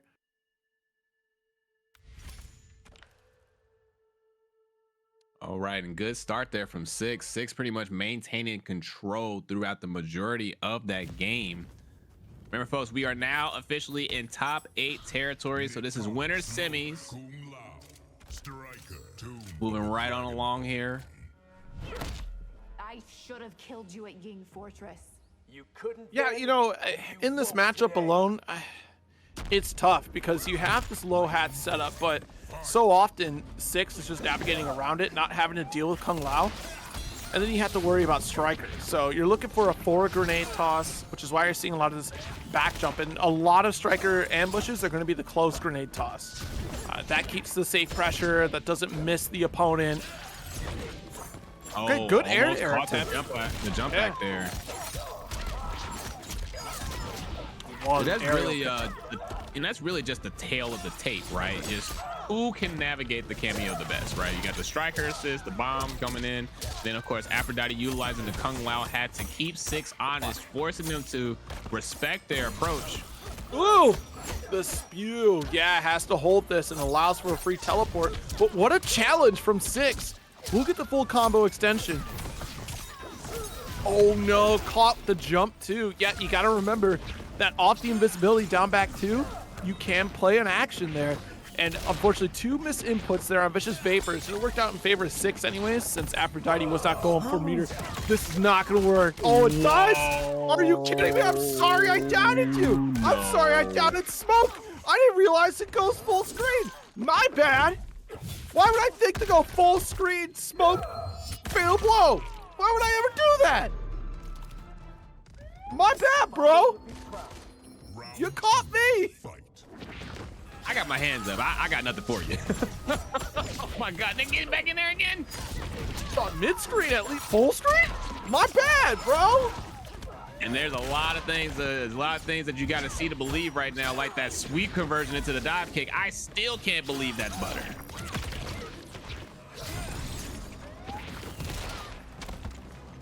Well, 4-3, big life lead for Aphrodite. There we go, got the 4-3-2, so we popped the overhead. Big follow-up, already spent our fatal blow. So this has to be all raw mixed potential. She's jumping for her life and will get picked up. Nice down 401 to hold that corner. Oh, and the air from downtown. Takes a round. I'll devour you. Final round. All right, here we go. We got a game, folks. Kung Lao hack catches the Vapors. Nice throw. Nice Vicious Vapor through the beam and a great pickup. Tough timing for it. Oh no, see, and that's that 4-4 timing. And at the very least, we had the safety net of grenade. That's what I was talking about earlier. Just the mindset of being able to throw a grenade there. Like, all right, well, I'm already plus, so why would I worry about it? That is the reason why. You do get ducked and punished there. There we go. Nice air grab. All right, here we go. A little bit of back and forth. 6. Bit of a health deficit. Blood sacrifice in play here. Oh. Anybody's game. Full stick of butter for Aphrodite. 6 trying to look for that key opportunity here, waiting it out, playing patient. Definitely respect it, right? Because 6 only needs 1 clean hit. Oh! And the catch from Aphrodite gonna burn the bar here, and that's gonna be round game for Aphrodite. Just the damage output alone from Nitara is absolutely huge. And you got to try to lock her down as Smoke. That's where down 4-1 really kind of helps out a bit. But even still, that just only gets you so far.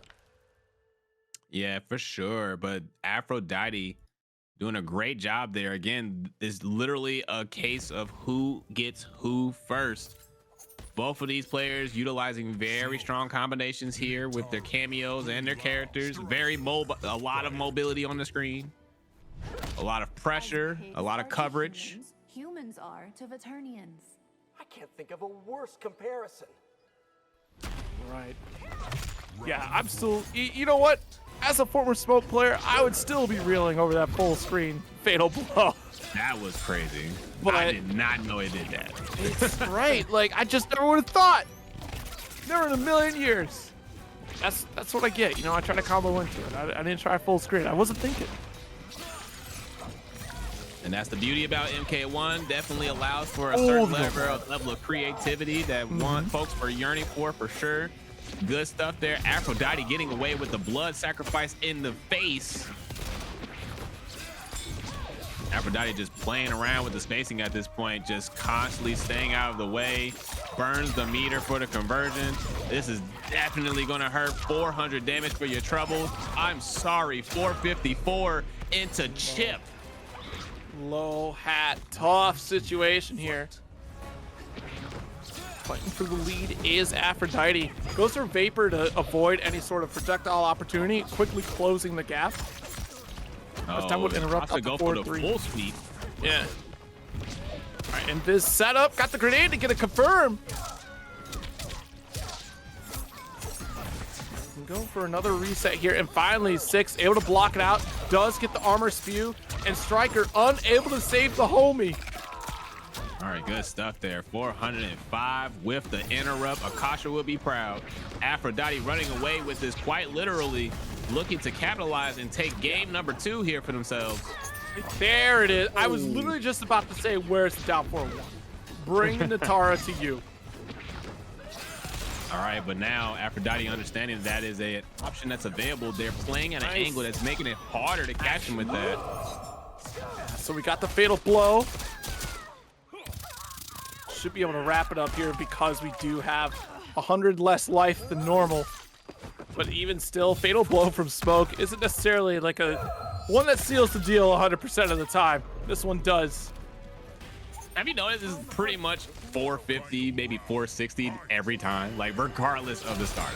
Oh yeah, like it should be sitting consistent around like, all right, we're adding 350 to whatever this is the consistent. They made mention of that in the recent notes that they're trying to be very consistent across the board with fatal blow. So as long as it's sitting around that plus 350 range, it should be fine. Oh my goodness, and Aphrodite just doing an excellent job of navigating the Stryker calls. Jeez.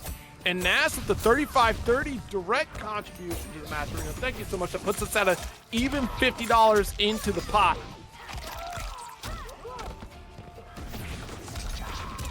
No shot air to air. And a conversion. And the Mitsa, get out of here. We don't like cops. And look at how mobile Aphrodite is. It now removes the strength of Smoke. I'm able to mix you and constantly put layers upon layers of pressure. Armor spew, of course. We steal the turn. Aphrodite up 2-1. Making the blood boil. It's just like how gently it's just a little thud. Just like, what? Because Astra, she has a brutality where she kind of makes you, it kind of puts you in that kind of position where you're just kind of slumped over. But it's way more intense. She takes her sword and just drills in the middle of your cranium and then like uses you as a shish kebab essentially and forces you into this position where the force of the blade puts you in that position. This one is just like, Yo, if you go Sector, that's a solid pick. I understand why you would do Sector. I don't think you should, but I would completely understand. Up rocket could definitely create problems, right? Go Frost. No. All right. Serena also a great one. I don't think this solves the problem that you're trying to. I get where you're grasping here. If you're Six, you're trying to figure out a way to keep Nitara locked down. You want to try to play the ground game because she's just not going to play with you. But Frost would probably be a good selection here because you get the low ice. You also get the Frost ball to kind of cover that ground. It's that homing factor. You're in a full screen situation. You're trying to counter low hat with something that is confirmable with the Serena double scythe. Yeah, but again, Aphrodite understanding the assignment is pretty much just staying out of the way of that. So even if you manage to catch Kung Lao, do you get the reward that you need in order to capitalize? All right, here we go. Oh, and beautiful patience there. Again, just pretty much waiting it out. Oh, yeah, the drill kick. Tough situation to be in. And we do see, like, Six is attempting to weave in this Serena. This is a beautiful spot with the spew. Ready on reversal every time. You can duck it. You have to know what's coming through. And again, like, why wouldn't you try to capitalize on that confirmed situation? Like, Aphrodite was just mashing through it as soon as we could. Great up block to get the full follow-up potential. Oh, try the down two there, but no dice. Oh my gosh. Back two, not gonna work. Aphrodite putting on for all the Nitara players right now. There you go. But no confirm after already took to the skies. Yeah, there's not a whole lot that Smoke can do. And it's a matchup like this that makes it very tough for Smoke to really get their win condition going. Especially when Aphrodite gets these life leads. Down back two, confirm. Some follow through. Goes for the full damage route. Already pressures to the corner with it. Oh. Yeah. The Ben hooks the $10 contribution as Aphrodite takes a victory. And since you messed up fatality, it's not a victory anymore. The game does go to 6. Oh, mics are just... Another day in paradise, folks.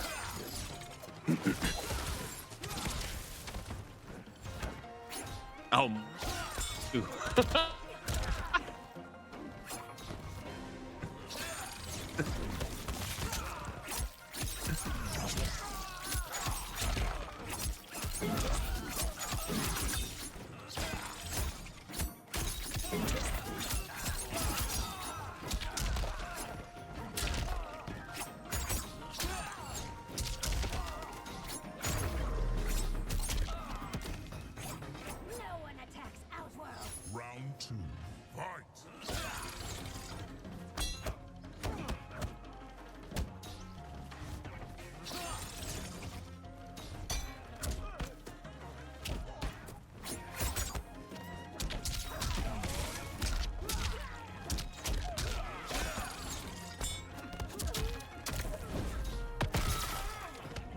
Cool, just like that. You didn't miss anything.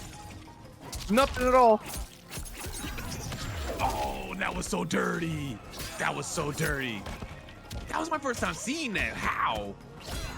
Oh, Pulse turning it up now, but Hourglass of Rain giving them what they got. There you go, stable pickup. There you go. Even if you delay, wake up the Bird of Prey starter, the 4-1 opens you up. All right, first game for Hourglass, and hopefully y'all didn't miss too much.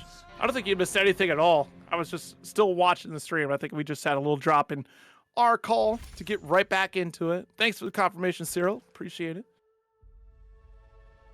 All right, here we go. So Hourglass of Rain definitely just ruining Pulse's parade at that moment. Pulse seemingly having control during that game, but again, Hourglass of Rain right there, as you stated earlier, Zero. Once Rain gets settled, they are going after you. And as you saw a lot there was a lot of moments where Rain was just pretty much challenging Pulse at every potential scenario that they were trying to create. Oh. Yeah, it'll be interesting because honestly, Hourglass continues to play just the aggressive style Mileena, right? You kind of have to, because that is the way that she gets her explosive damage. I mean, she does have a lot of risk with her starters in general, but 4-1 Bird of Prey starter being a mid is a great option, especially since it ends in low. You can force some very interesting situations. But since we have Kung Lao, we have all the low hat potential. Good air confirmed. Jesus. Oh my goodness. The hat saved the day for Pulse. Nice duck. The micro ducks have been phenomenal tonight, Zero. Yes. Everybody's getting some tonight. I think the adjustment period is over, you know, 4 months into, or excuse me, 3 months into Mortal Kombat 1. We're now used to the cadence of how micro ducking works, being able to duck highs, the timing. All right, a little bit of back and forth here. Pulse, a bit hesitant, but gets started with the back grab. Hourglass of Rain with a very substantial health lead right now. Gets the back tech, the back escape. Oh my goodness. All right, here we go. Pulse trying to build up real estate where they can. Nice up block there, a flawless block, but you have to up block to stop the follow-up from the jump attack. Flawless block just negates the chip. Yeah, up block would be the superior option there. Kung Lao fortunately taking a single hit for Mileena. This overextension does shut down the fatal blow. Yo. Chances make champions, and Hourglass of Rain showing my favorite phrase, showing how to be brave in Mortal Kombat 1 and still take a round. And Hourglass of Rain, by the skin of their many teeth, manages to close out game number 2 here. Pulse looking for a way through. Again, in the previous set, they were down 2 games to UnbearableSkill. And it was 2-1, and then they just slowly worked their way back. And that's kind of what Pulse does. You know, Pulse is one of those players that sometimes takes a little while to wake up. And they've always been that way, you know. But it's like we say this about Hourglass of Rain. Once they're settled, you know, they're pretty liberal with their decision making. Same thing goes for Pulse, right? So right now, Hourglass of Rain is doing a great job of making Pulse uncomfortable, as we're seeing a lot of these staggers, a lot of these mix-ups, a lot of these conversions. Pulse is having a hard time right now keeping up. Creates very interesting situations. Nice dash cancel there, get the back two.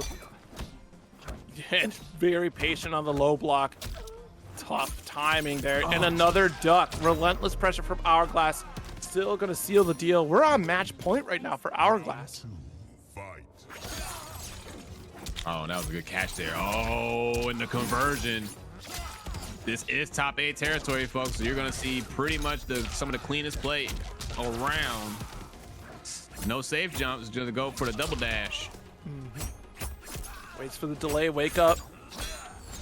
Commits to the Bird of Prey starter. I mean, it is a mid, and again, folks, ends in low, so it's a safe bet to keep blocking low against the string. And Glass of Rain is getting a lot of mileage right now in just about every situation that they're in. And they are looking to close out this game set and match, already up around. Pulse trying desperately to find a way here. Yeah, with 3 health left, low hat not gonna do it. Teleport is coming. You know it is. If you can find the opportunity. Oh no! That up to the game plan. That one. I can understand if you don't use Twitch like that, or you know you don't really follow anybody, but that was a gimme. Or if you've already used it before, and you know, then you can't listen. We got 730 viewers. There's somebody out there that hasn't used this link yet. All right, well, starting things off, MightyUnjust sticking with Quan with Motaro to back you up. The back four setup, got the enhanced fireball situation here with that portal setup. Ludi with Kung Lao and Sindel not confirming the 4-1. Wasn't expecting it to hit, I don't think. All right, so we already got chat making some calls here. If you think Ludi is going to take the set, go ahead and type 1 in the chat. Might be able to get a poll up in time. If you think MightyUnjust is going to take it, let your voice be heard. Yeah, wasn't ready for the aerial teleport. That is unfortunate. Do have predictions for your channel points as well. Absolutely. The majority of them are Unjust. Yeah, that's what I'm talking about. Team NetherRealm in the building. The Brotherhood of Shadow. Oh, I hate that move so much. A good friend of mine is a Quan player. He's one of my training partners. And that kid is the bane of my existence. I'm just trying to walk, bro. Like, I'm just trying to move. I'm not even attacking you. I'm doing nothing. Why are you doing this to me? Look at that. Why you gotta do me like that? I'm not even doing nothing. You're the one doing stuff. Oh, you planned on doing something. That's the problem. But a jump in, though, from Ludi. The stand 3, not able to confirm, though, from MightyUnjust, but still able to catch the lick. Okay, that combo was sick. Yeah. That combo was sick. That was sick. All right, here we go here. That's the difficult part about playing Quan Chi. Like, his combos are pretty technical to perform for sometimes not the greatest reward, but this is definitely helpful, right? Almost 500 damage for that route. Well, you know, the thing about Quan Chi is that for all of his utility, he's never been the easiest character to play, because for all of his strengths, it is very easy to mess up, you know, especially in this game, because his recovery is immense. So if you whiff that stand 4, that is your ass, and you have to be very careful. And not to mention the combos have completely changed for this character. So and it's always been like that, you know. Take MKX Quan Chi combos, for example. You have to be able to do instant neutral jump punches, loop multiple stand 4s in a juggle while continuing with other strings and maintain that gravity into a bat setup. You know, there's a lot of moving parts when it comes to Quan Chi combos. Yeah, and I feel like a lot of characters in MK1 right now kind of were preparing for that concept, or at least that idea, because the execution for some of the cast is fairly difficult. Like trying to route through young and old Shang Tsung into extending combos that way is kind of a challenge, especially if you look at like smoke routing. very difficult to, execute. I mean, honestly, you are just building up for tendonitis by playing that character. I can't stress that enough. But Quan Chi, just has very specific timing, which is something that isn't necessarily normal for MK. Necessarily, it is known for just how you can send great up block. Oh my goodness. That up block was amazing. Yeah. But yeah, just the timing alone to catch juggles, the importance of juggles in this game compared to previous MK titles is very unique. All right, nice. Got the stand for again. Get the ground bounce. It just hold this plus pressure. We could keep chipping away and does succeed. Yeah, with nothing that Ludi could really do about it outside of maybe you go for an EX fireball, but that gets interrupted. Yeah, and honestly, this is probably one of those scenarios where Ludi might end up with cameos because there is an insane amount of projectiles on the screen, and you don't want to have to deal with that obstacle course. You don't want to have to keep on trying to navigate all of that, especially with Quan Chi having access to those enhanced specials with the portal, right? So, wow. But with this reduced health point, it does help when Ludi gets in, because once you're in, you very rarely will see the opponent get knocked out. Like, it has to be a solid read from the Quan Chi player to get pushed right back out. And I wouldn't be surprised, to your point, if Ludi goes for like a Sub-Zero pick, for example, just to armor through these projectiles, or even play Motaro on your own, and reflect all of this pressure. Yeah, try it out, right? Oh, that was a little funky there. Yeah, not able to get anything off of it quite yet. The stand 4, though, will catch the mark. That stand 4, that's the come on button. That's exactly the reaction you're gonna get anytime you hear that button. Oh my god, really? Here we go. 3. Oh, excuse me. See, I would have got hit. I'm trying to count it, right? I'm trying to time it. I would have got popped right there. Be so careful. Up block. Yeah, and look at that. Ludi with the recognition, not pressing on the jump normal. Yeah, and that'll do here. 2 games for MightyUnjust in a very do or die scenario. Happy holidays. Yeah, definitely a little bit of holiday cheer.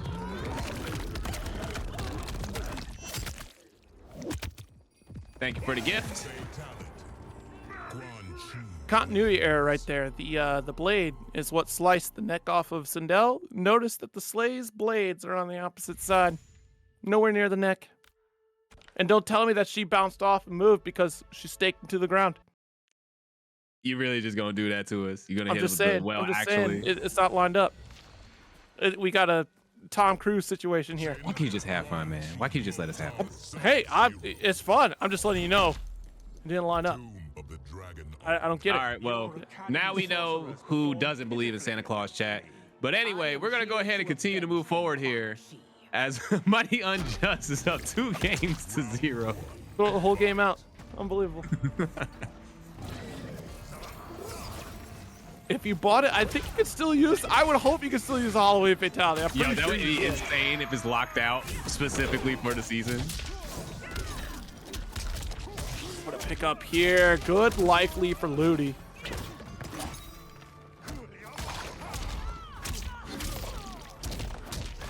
All right, here we go. Hard knockdown into the. There we go. That ice armor, giving Ludi a chance to try to get in here. Nice armor to stay in. Yeah, I'm glad to see that Ludi swapped out for Sub-Zero just for this matchup in particular. You're not losing out on the close range opportunities that often. You don't really need to keep Quan Chi locked down with Kung Lao, because look at what MightyUnjust is doing anyways. They're backing away. So as long as you keep pressuring forward, then you're going to have this armor set up. You can't armor through kicks, though. And Just that is trash. Really, man. See, it's every time. I know Ludi is fighting the air right now, swinging in the air. How could I get hit by this? I wasn't even doing anything. I was just trying to walk. Well, you gotta dash. You can't walk. You always gotta run. It's an anime fighter. It's an anime tag fighter. We're playing BB tag. It's a mod. Didn't you know? I'm not a mod. Violent BB tag. Violent edition. Oh yeah, there we go. Beautiful. And that was masterclass. That was great. Yes. All right. No, Jabberwock, the kick is not a projectile. The armor that you have is invulnerable to projectiles, is not invulnerable to normal. So that still is a fair opener here for Quan Chi when Sindel is armored up. And I like that combo, that setup there to call to snap the fingers to hit the cameo debuff. Definitely want to see more utility out of that for sure. Like at that moment, Ludi already had to kill. Whoa, nice pickup here from MightyUnjust. Yeah, I wonder if we just don't do that because at the full screen range, we just don't have the time to set that up. And again, look how the match changes drastically because now we can ignore projectiles. Like these are null and void. I don't have to think about it. I can just do Sindel pressure. Yeah, and this is where Quan Chi starts to have trouble, right? The traditional zoners quarrel. Ooh, overextension, but wasn't able to get it confirmed. Still pressure, nice throw for the kill. Oh!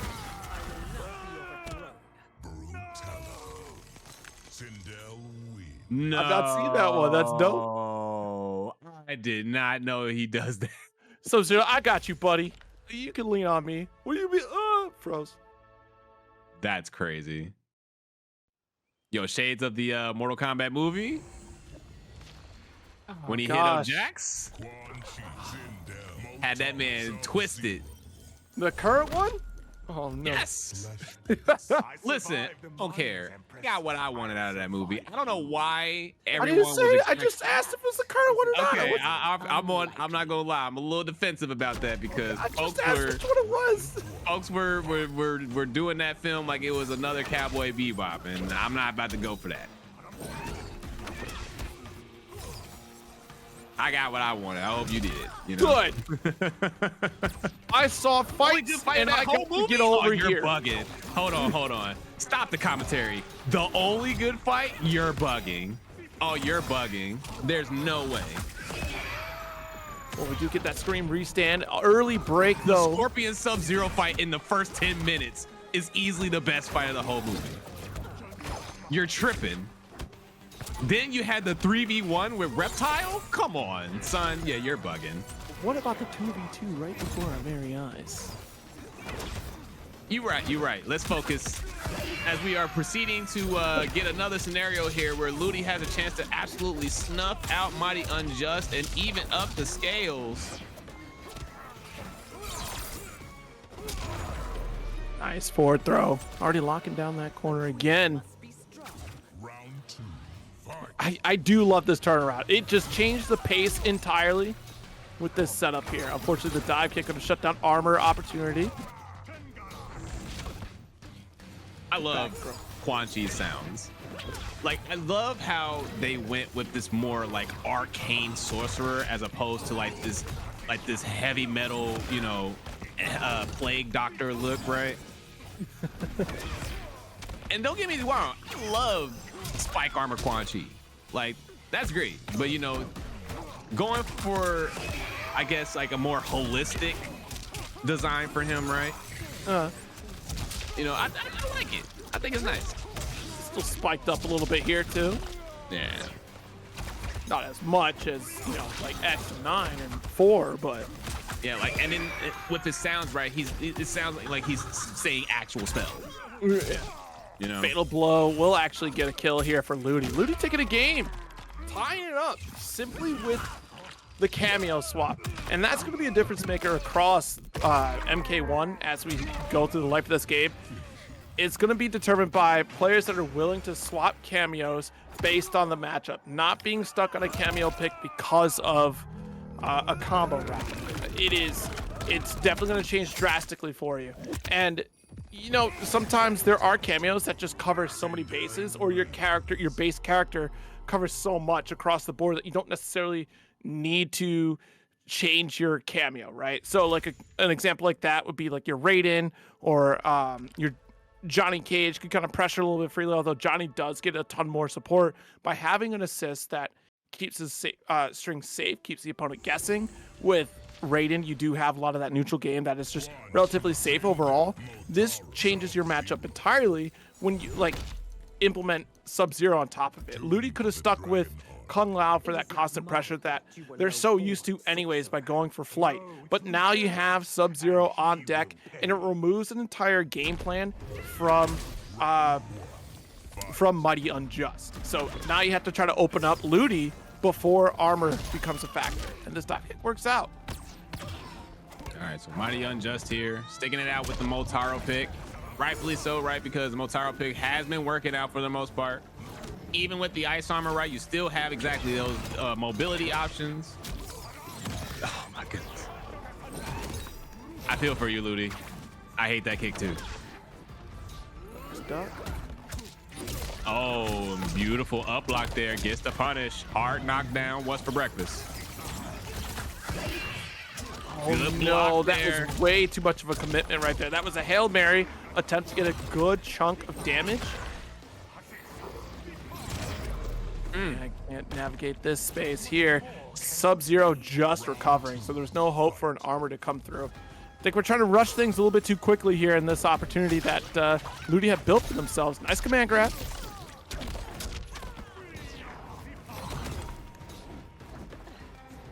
All right, and MightyUnjust keeping it simple. You have all the time in the world. No need to press the issue. And that's one of those situations where you have to be your most dangerous as a zoner, right? When your back is against the wall and you know the opponent is coming. You have literally 2 chances to maybe keep the opponent out before they start getting their business started. 4-1, no confirm. All right, there's chance number 2, so here we go. Oh, there you go. You can't be whiffing like that. Yeah. Ludi.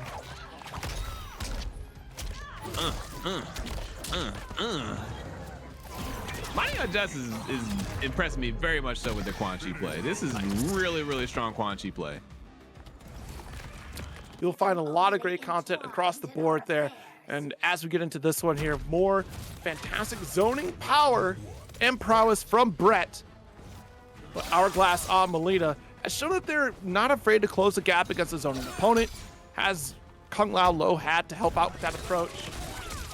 Yeah, and you're noticing Bret is also opting to be a little bit more conservative than usual, right? Because understanding that Mileena has access to those teleport and ball roll shenanigans to catch them if they're off just by a little bit on their zoning, plus the Kung Lao hat. You know, got to be careful here. Yeah, caught the 4-4. Oh, it was a little cheeky setup there. Yeah, I tried to go for the jumping too, but was a little bit too low to the ground to even catch that. And Bret Bret opted, you know, to use their meter for the long range conversions there. Very good stuff. However, they're not going to have any meter to effectively deal with this pressure. They get one chance to maybe armor out. Oh! And the teleport dive kick, no dice. Yeah, just neutral jump kick. Does get that full punish. I think we were expecting to go for the air fireball after didn't need it, but good anti-air. That's the one starter for Bret. And there you go, folks. That one brain cell coming back with a vengeance. As Hourglass of Rain getting the party started, gets another conversion. Hard knockdown. What's for lunch?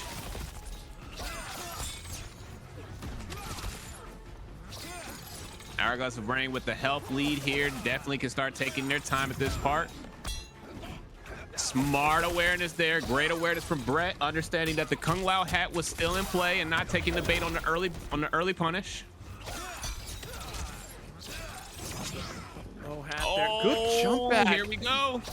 Bret really navigating that full screen space well, especially when trying to counter a lot of these teleports here from Mileena. But unfortunately, jump forward this time will still get caught by the teleport from Hourglass. That's a good round. Yeah, and that's one of those things where you just gotta let them know, right? Because Bret tried to take a liberty there with the jump forward, but Hourglass of Rain, again, utilizing those teleport options to keep Bret honest, making sure they understand it. You're gonna have to fight your way through this. There is no easy solution. Right. Good Flawless to block. really steal that turn back was an absolute requirement if you want to get the punish. Another cartwheel. Hard to block situation. Bird of prey for one starter. And that is a game for Hourglass. Right.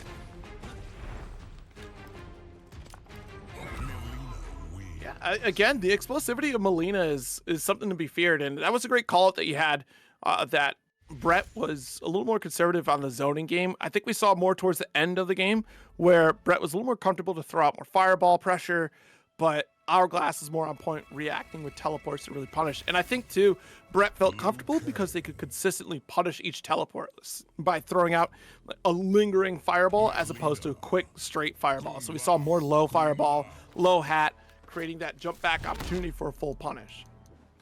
Yeah, definitely, right? And then, you know, Bret is obviously not opposed to changing up their style. Obviously, they're most comfortable when they're able to play that long-range game, use those air fireballs with the Kung Lao assist, but they're not afraid to get their hands dirty. They're not afraid to get up close. So curious to see if Bret opts to stick to the game plan or change things up here. Still getting a lot of mileage out of that full-screen dragon. Gets the punish. No safe jump there. Does not get the little dash combo, the little dash finish. Good forward throw. Gonna respect the hat. And you can crouch block. Again, crouch block against Liu Kang. You don't have to worry about a hard blockable situation. Stand one starter for Hourglass. I mean, just so much reach from Mileena. Yeah, but you needed to finish that combo there, so now your job just became that much harder, but a beautiful duck there to interrupt that string. That string is not real. Got to be careful. All right. Oh.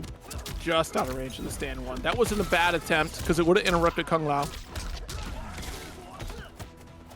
Go. There's a little safe jump with the jump two. Oh, come on. Come on, Paulo. Work with us here. Ooh! And great timing from Bret. Gonna go for the enhanced fireball and able to avoid the low hat entirely. 4-4 coming through once again here. Hourglass can get interrupted by another fireball and jump back every single time. It's been a jump back situation where Bret gains the distance, but it also forces Hourglass to make a mistake, whether it be ball or even teleport from Mileena. Here we go, good block, but safety net of the hat.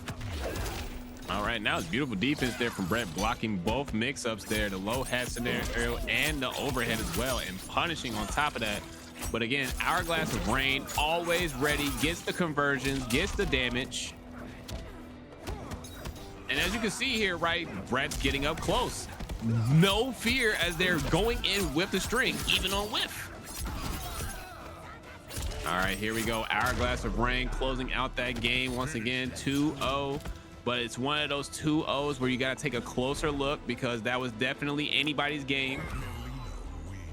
Bret getting some answers here, but Hourglass just constantly ready with the damage. And that's essentially just what's happening here. Bret opting to try to go for a battle of attrition, but Hourglass of Rain ain't got time for that. Definitely just trying to wrap things up here and just make the opponent explode.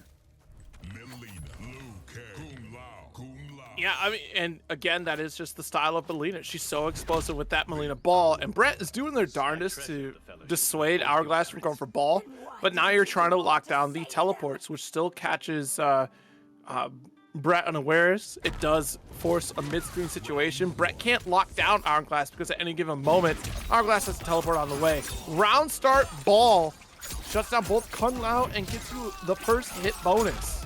Yeah, Shades of Combat League there, getting it in. Hourglass of Rain, very comfortable as they finish the string. Bret trying to figure out something, but right now they're just getting caught, trying to survive. Absolutely, trying to go for the stand one anti-air. No shot here. That's a down one opener here for Bret. Has a great setup opportunity, and a hard to blockable situation will get broken. Yeah, you had to, right? Because that was definitely one of those scenarios that you don't want to get caught in again. Duck. Good patience there from Hourglass of Rain, understanding that Bret loves to do that, right? Joe throw out the empty cans with the jump kick. happening in the corner, still able to jump back, punish the teleport, and now we're just daring Hourglass to go for these teleports. I mean, what can you really do?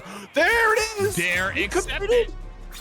You committed to the mid fireball, and that's the one fireball that we wanted to avoid this entire time because it was going to get punished. It keeps Liu Kang at a full screen situation in a problematic situation.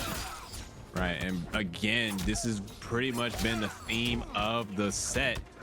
For all of Bret's efforts, for all of Bret's might, for all of Bret's ideas, Hourglass of Rain again is just ready to take that away. As we can see here, you know, Bret has a bit of a health lead, but the threat is always there. Ooh. Trade works out in favor of Bret. Oh, that could have been a punch. The Bird of Prey starter does find a mark. Low hat set up the jump in, hard blockable situation. And it's one touch away, but Bret just needs one touch in the fatal blow to get the victory.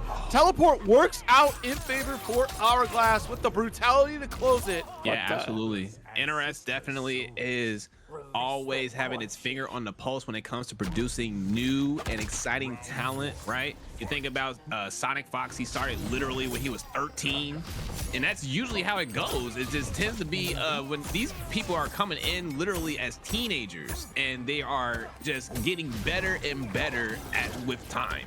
And it just keeps happening. We just keep getting these new players, these fresh faces that are always out here looking to prove themselves.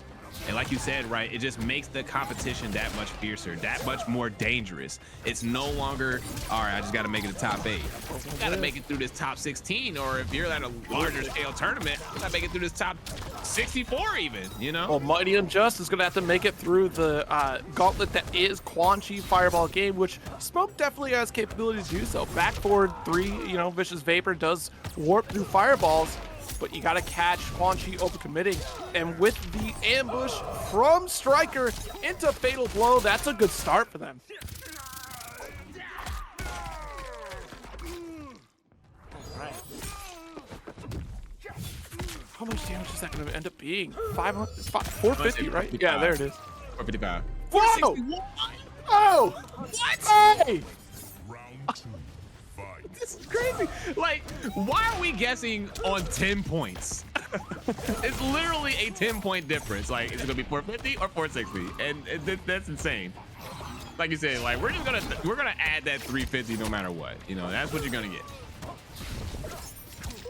Oh, that is unfortunate and not a clean punish from MightyUnjust there. You needed that in order to even things up.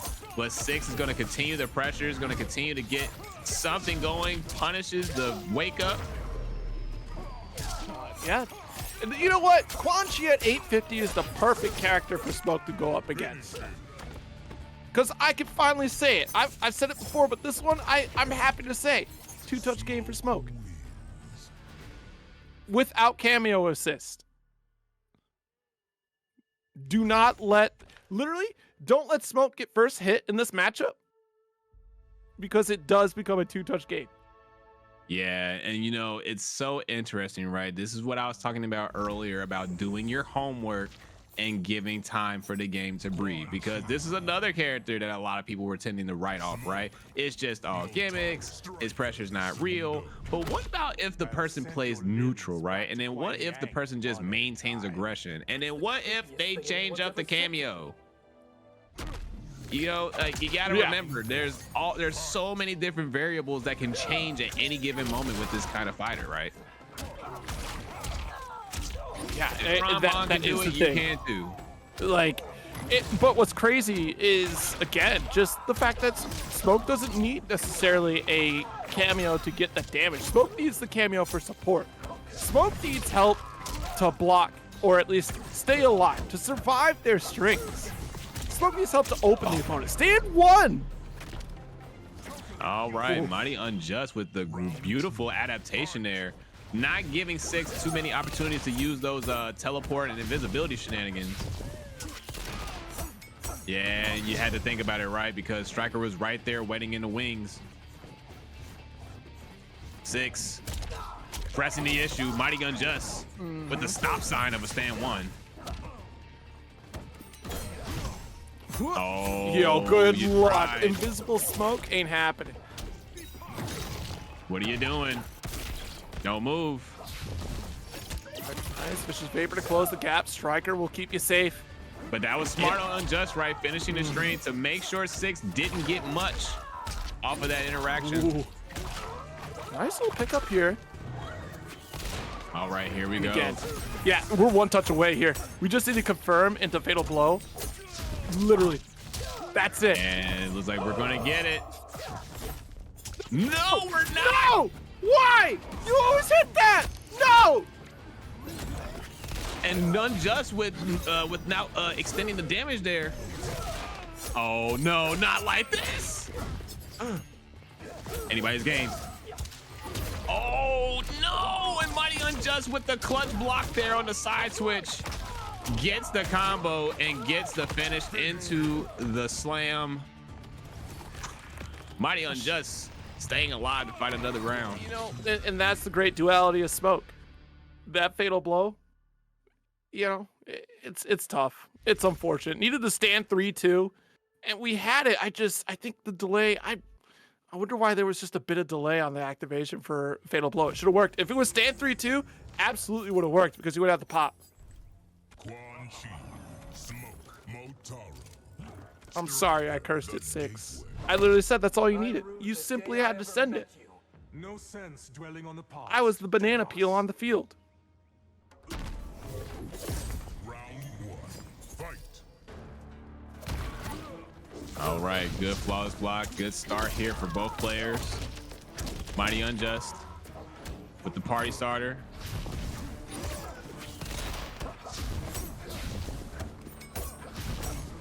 All right, Stagger defense pressure. wins games. Yo. Mighty Unjust here waits their turn and gets the reversal. The fact that we didn't try to check the back or down 1, like Mighty Unjust, just completely respecting it, even though it was your turn back. All right, hold the lick. Nice flawless block. Stryker can't even interrupt, but we got this opener. That's good. And, you know, if we're being technical, there are gaps in Smoke's pressure. However, Quan not having the strongest up close game does give Smoke a unique advantage when it comes to maintaining this pressure. It's got to be, you know, you have to at least interrupt with down 1. There's no way his down 1's too slow to interrupt this. That's still your saving grace in a matchup against Smoke with any character.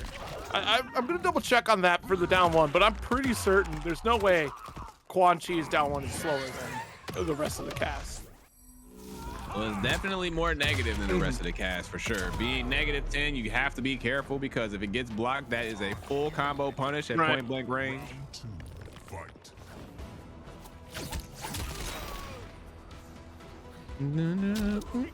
Stand 4, got the cage set up. Still able to get it confirmed thanks to that teleport cutting it short. Significant, it's 9 frames? Are you kidding me? Jesus, thank you, Ludi. All right, you hold this pressure. That sucks for you, Quan Chi. I told you, his up close game is not his strong suit. That's insane. But that is where he gets to do the step in, step out. Gets to dance on you a little bit. Come back to, still at the air opportunity. Oh, you're trying so hard. You even tried to unblock there. Oh, missed the my gosh, opportunity. where is he going? Where he is can't he? steal. Oh, good stop there. You needed that. Last breath. Oh, and that's checkmate. Using the Motaro assist there to keep them locked down and going in with the teleport. And you got to give it to Mighty Unjust, right? Because they get put in so many scenarios where it just seems like the match is just going to run away from them at that point, right? But they managed to stick it out every time. And Mighty Unjust is doing a great job of, again, just sticking to the game plan, not getting rattled, not letting those moments where it just seems like everything's going wrong, right? You saw that moment where they went invisible and Mighty Unjust tried so many times to hit them just to get them to stop. From using the teleport to trying to down 1 to even going for an up block response, and it just didn't work out. But even with that being said, they stuck to it. They didn't get discouraged. And now they are looking to close out the set here. All right, we'll see what happens, because 6, thinking about the next character, probably getting a drink of water. I think that's a great idea. Yeah, definitely don't underestimate the power of rest. You know, it's very easy to just go ahead and hit that rematch button, just hop right into it. Your adrenaline's pumping. I got it. I know what I'm doing. But sometimes it just helps to stop and just, you know, take a breather. See the field. I mean, look at the stink eye that Quan Chi is giving. The grimace, the glare. Yes, that sounds Goodness. about right. Mm-hmm. The nose. The nose is huge. The nose. Yes, indeed. Oh, here we go here. It's the low from Stryker. Very rare that we see it here. And got the vicious vapor cancel. Able to block. Not for long, though. Nice low opportunity. That does get scooped up. MightyUnjust going to return the favor to hold the corner. Something that I'm especially grateful for, right, is that each time we've gotten a DLC character in MK, they have always made it to top 8. And not only do they make it to top 8, they succeed in top 8. Shout outs to the Omni-Man play, right? That won the tournament. And now we got Quan Chi in top 8, moving on to try to make it to top 4. Yeah, to correct your statement, though, thank you, MightyUnjust, for playing the new character and always placing in top 8 with new character so we can see new character. Because it was MightyUnjust on Omni-Man, and we're getting it again. I was like, was that them? Because I know it was Sooneo. only It was Sooneo in the grand finals, and I didn't remember. MightyUnjust the only one to do in the it. chat, he's like, I don't know what's going on. He literally was like, I don't know what's happening. I was like, yo, we don't either, but it looks damn cool. Right. Go, and I forget the air fireball too. Nice. Oh gosh, what is that? That's got to be the down 3 is the uppercut skeleton. Gotta play through this again. All right. Oh my gosh. It's like, What's it's there? just the gnat in your ear that's there for. It just won't go away. Ooh, trying to get the full bait. Yeah, and didn't get the invisibility on down back 4 canceled. Just appeared on the other side. Stand for no. It's coming. Good blocks. Good defense. Nice. Good response. It's a beautiful down or stand 1 anti-air, especially to hold that corner. Still turn back, got the cancel with throw. Big opportunity. Spend it. Please get this fatal blow. Or not. That's fine. You could have done it. You could have. Yeah, but it wouldn't have killed. You It would would have have killed. got 200 health. Throw that my notion gosh. out the window. It will kill. Oh my goodness. Oh man. At least still got it. That's the thing. Like, I almost feel like under normal circumstances, you always think about it. Just, all right, it's not gonna kill because this person has 1,000 health. Obviously, we're talking Quan at 850. Far lower than what Nitara would be at. Not far lower. Granted, the same, but still. All right, it seems like MightyUnjust has now figured out the ideal sequence here to not only check 6 but check Stryker. I was gonna use that that stand 1 string there, just to keep them out of the way. If nothing else, you're gonna sit right here. Nice. 4-3-2. Got the break available. That normal is so crazy. Which one? The super skull. The yo. Oh, okay. Oh my gosh, they're getting so much mileage off of that string right now. I'm so terrified every time I see a 4-3-2 what an because I'm interrupt. expecting Unjust with an up block here. This throw, not sealing the deal quite yet. Down back 2, teleport works. And oh no, the jump. It's so scary because you don't even know where you're at. But MightyUnjust, the 3-1. But you are also spreading the word about these Matcherino codes and quests. What are you doing? We got 860 folks in here. Y'all better get in there and use that link. I'm gonna keep talking about it. Oh my gosh, he will never shut up about this Pizza Hut. Listen, No one out pizzas the hut. All right, watch your mouth. Yeah, all the codes have been used up, so thank you there. But of course, we're still taking those direct contributions, and sponsor requests are to be taken care of, if you could, please. But our winners finals kicking off here. Koisy, of course, with the Kung Lao this time. I thought I saw Motaro there. Might be a last-minute swap. But of course, you're going up against Aphrodite with Kung Lao. I think this is a fair pick. You know, not necessarily going to need the reflect from Motaro. I think the quick Kung Lao hat will keep things a little bit honest for you, but a lingering cameo assist will get Koisy punished.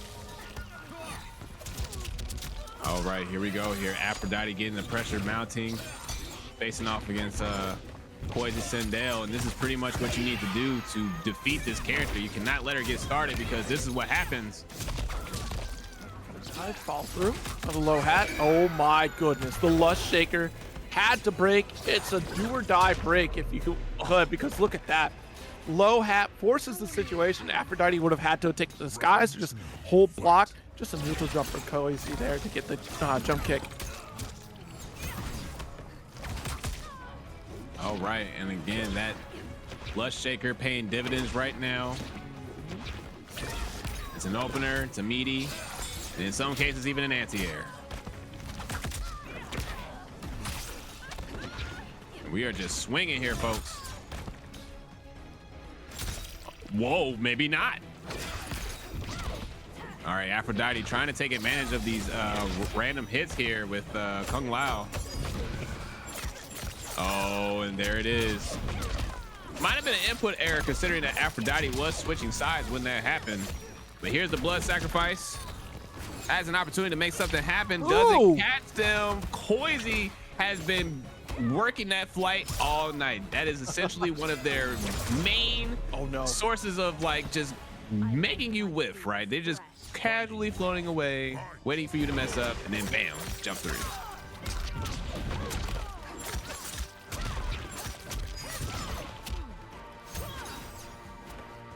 And there you go, have it right there, just looking for the whiff punish, just flying away, looking to bait something. And then even still, if you don't take it, they will force it. All right, blood sacrifice in play. With fireball low, and yeah, it's so hard to lock down Aphrodite. We saw this game plan earlier in the bracket as well, where Aphrodite get that small lead in the zoning game and just make it difficult for you to catch up. That was actually against the Smoke, right? Yeah, it was against 6. Just navigating this space, just barely a very small life lead for Koisy. Aphrodite has to be so careful. The spew will get punished with a down one. You can low profile that. Oof. There you go. And Koisy doing a good job there of just weathering the storm. Aphrodite definitely doing their damnness to make things a bit more chaotic, but Koisy, no stranger to the danger. I always feel like we thought that the life bars were swapped out for a bit, because the way that Aphrodite was playing, it was as though they had the life lead. Because it was a lot of, all right, I'm going to bait in, fireball's there, let me get out. Even though Koisy was the one that, was just kind of going to bide their time. Like, I already got a life lead. I have very little to worry about. I'm just going to mess up the screen with a bunch of visual noise, make it difficult for you to close this gap and finish the job. Yeah, absolutely. And then, of course, we saw earlier that Aphrodite is not, is definitely willing to just sit back and try to actually zone you, right? As we saw in the last game, they're not opposed to utilizing the blood sacrifice projectile to actually try to establish that range for themselves, or at the very least discourage their opponent from trying to capitalize off of their range options, right? Especially with the Kung Lao hat, as you see there, utilizing that to get in, checking you for trying to zone them, right? Yeah. Oh, geez, nice block on the spew. Lots of respect. Yeah, because Aphrodite be getting a ton of mileage on the Nitara armored spew. Oh, low hat, another restand. Rip.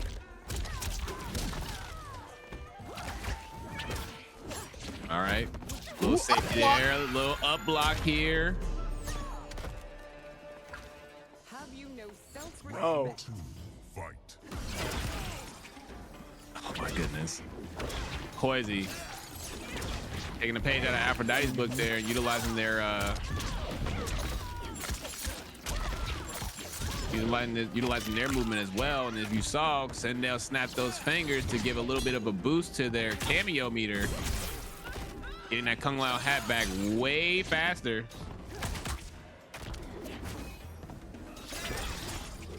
Yes, indeed. All right, another mid fireball here. And again, you know, putting that low hat kind of deters Nitara from making that dive, because if she does take it, she's going to land on top of it, get punished. Great block punish here for Aphrodite. Oh, too far for that cartwheel. Overcommitted. If that had worked, oh my gosh. Yeah, you had to kill. You had to, like, nah, hold on, you're tripping. You're not gonna hit me with that. Yeah, that is so unfortunate. Koisy tried to go for something funky there.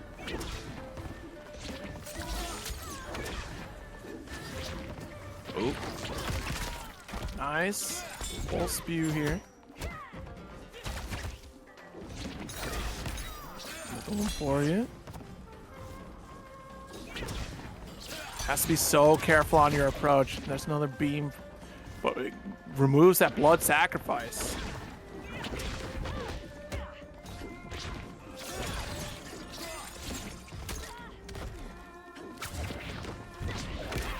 Nice, got our air, but try to get a pickup with that down one. Another full spew, and thanks to that blood sacrifice, able to get that beam. And as you can see, right, Aphrodite opting to use that, you know, the full screen spew there to try to discourage Koisy from starting off any like zoning of their own, but it's not really working out for them at this point, as now they're forced to push the issue, and not having any bar to work with is going to make this very difficult. Ooh, too far for that punish there. I get the idea, but, and honestly, you had to do it. Like, you had to get it open and a fatal blow to at least stop the time, because Koisy with 633 health left, that was going to be your first hit. Then you'd have 10 seconds left to get your second to get your kill. Like, you had to make something happen. Yeah, absolutely. And Koisy, once they manage the health lead there, they are literally gone and away for the rest of the match. Koisy definitely not opposed to just play safe and just let you hang yourself at that point. And like at that point, because Aphrodite is trying to get something started, but Koisy is just constantly moving with them, as you can see, you know, throwing those projectiles at those different ranges that they know Aphrodite wants to play at, and just generally matching Aphrodite, and even in some cases overwhelming Aphrodite. Your prejudice isn't pretty, Empress. Trying to overwhelm the opponent with overwhelming movement is, you know, just as painful as being overwhelmed by the fireball game that Sindel is offering here. All right, so Aphrodite opting to switch no! it up with Arena cameo. That's Using the meter drain there, which I understand completely, because less meter for Sindel means less utility and way more opportunity for Aphrodite. Fortunately, that scream did not track properly. The hit was on the opposite side and just did not work out the way that it was supposed to. All right, try to go to the flutter. Oh, here we go. Ooh. Gets the sweep opener. Gonna go ahead and push them into the drain there. Gets a little less meter, but the flawless block, but the tech. Defense wins games. Nice. Got her air fireball through. Low hat. Yeah, one touch is all that Aphrodite needs. It's going to be tough here for Koisy. You can play the zoning game, but you're going to lose out in a chip war. Good shutdown of Serena. That's very important here, to not let Sindel, or excuse me, not let Nitara get a blood sacrifice setup and even use the B. 20 seconds left, so you're going to have to start running down Aphrodite. Yeah, 15 seconds left on the clock, and having the Serena assist there. Whoa! From down. You actually 6 seconds on the no, clock. dropped it out. You had to get the confirm into fatal blow, but an early drop from Koisy misses the opportunity. Corner positioning gone. Micro duck to get the punish on the throw. Koisy.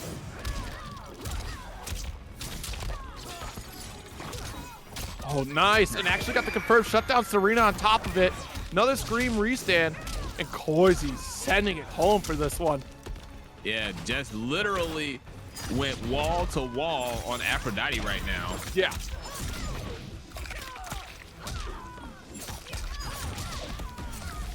All right, we are swinging, folks. It is a slobber knocker right now. Both players brawling it out. No meter. Fireball, low hat to come through. Trying to snipe Nitara out of the sky as she just takes off even further. All right, Koisy. Oh.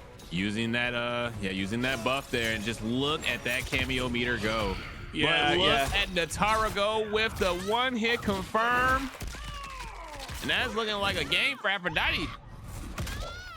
Yeah, that was a great approach here from Aphrodite, biding as much time as they could to get this opportunity.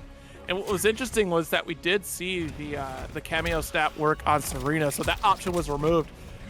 Aphrodite had to rely solely on Nitara's approach to make that happen. All right, there we go there. No life lead is safe with Nitara around. Having those buffs definitely is making her game plan stick a little harder. Remember, folks, this is winner's final. Fighting for that pristine cushion in grands. Nitara. Sindel, Serena. Oh, almost just for a loop there. I was like, wait, you gonna do Shao on this? You're doing Like, fine. like, you don't play this character. Then why has it survived? It's a whole new season of MK. Maybe we do. Maybe we're all Shao players now. Hey, I'm with it. All right, Aphrodite immediately cranking out that Serena call, draining the meter. Again, you know, Sindel, a very expensive character for all her utility. You are constantly building and spending bar. So Aphrodite looking to counter that. Oh.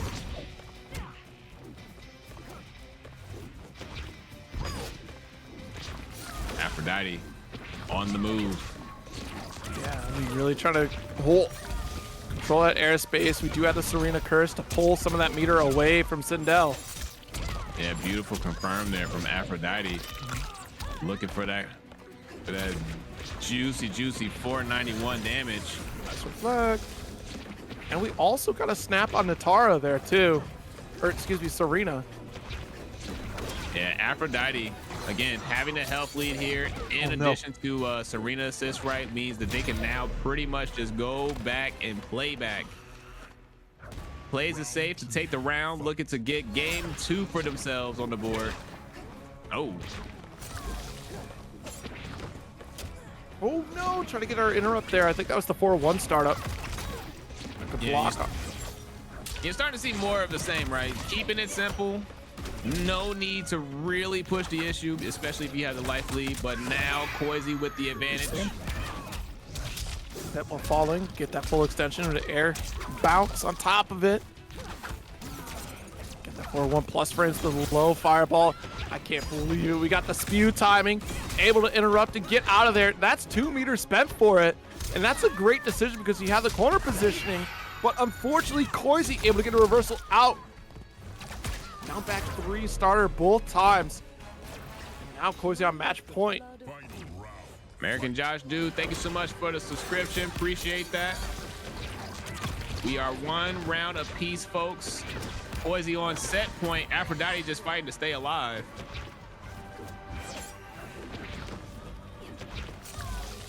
Full screen situation as Aphrodite has been wanting to do. All right, Aphrodite completely switching up their style. Again, Aphrodite not opposed to playing the lane game, right? Just sitting back, taking advantage of the conditioning that's been established. And you got to call out, too, the fact that Koisy has been able to stop the recovery of the assist multiple times throughout the set, so that does force a different approach method for Aphrodite here to get closer to Sindel. Koisy is still trying to, navigate their space. 35 seconds left, and both players are about even. They haven't even broken the 700 HP left. Koisy with a slight health lead, but it looks like it's gone. 20 seconds left. Time is really going to become a factor here. So they have to make a move. They're fighting for every single inch, every centimeter. That's a great confirm with the restand. 10 seconds left and able to get an immediate break. Koisy with the life lead. You just have to maintain it, but 6 seconds left with Aphrodite closing the gap. A teleport to get a punish on the overextension from Aphrodite. That will do with the timer hitting 0. Koisy taking it 3-1 over Aphrodite. Just a classic pick for Hourglass, and again, one of those comfortable things that we can have follow up with him. It'll be interesting because this is another one of those situations where we don't often see Hourglass really change because their neutral game is so strong that they can stick with one cameo and be okay. They don't use a cameo for combo possibilities. They use the cameo to make Mileena more threatening. Right. Full screen situation. Hourglass gonna have to bide their time to try to close that gap. Wants the refill on Kung Lao to get a low hat. So keep going for the charge setup there. Nice. All right, here we go. We're pushing the issue here. This is pretty much what you want to do as Quan Chi in this case. You don't really want to give Mileena the opportunity to get started. So we're just going to take the fight to her as we're using the Motaro calls, the skull calls. Again, creating that obstacle course.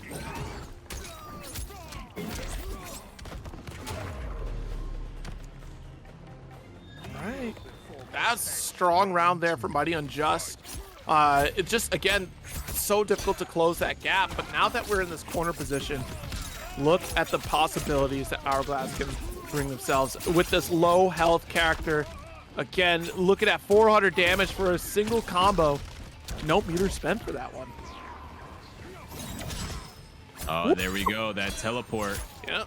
Gotta be wary about that. Yep, there's your overhead.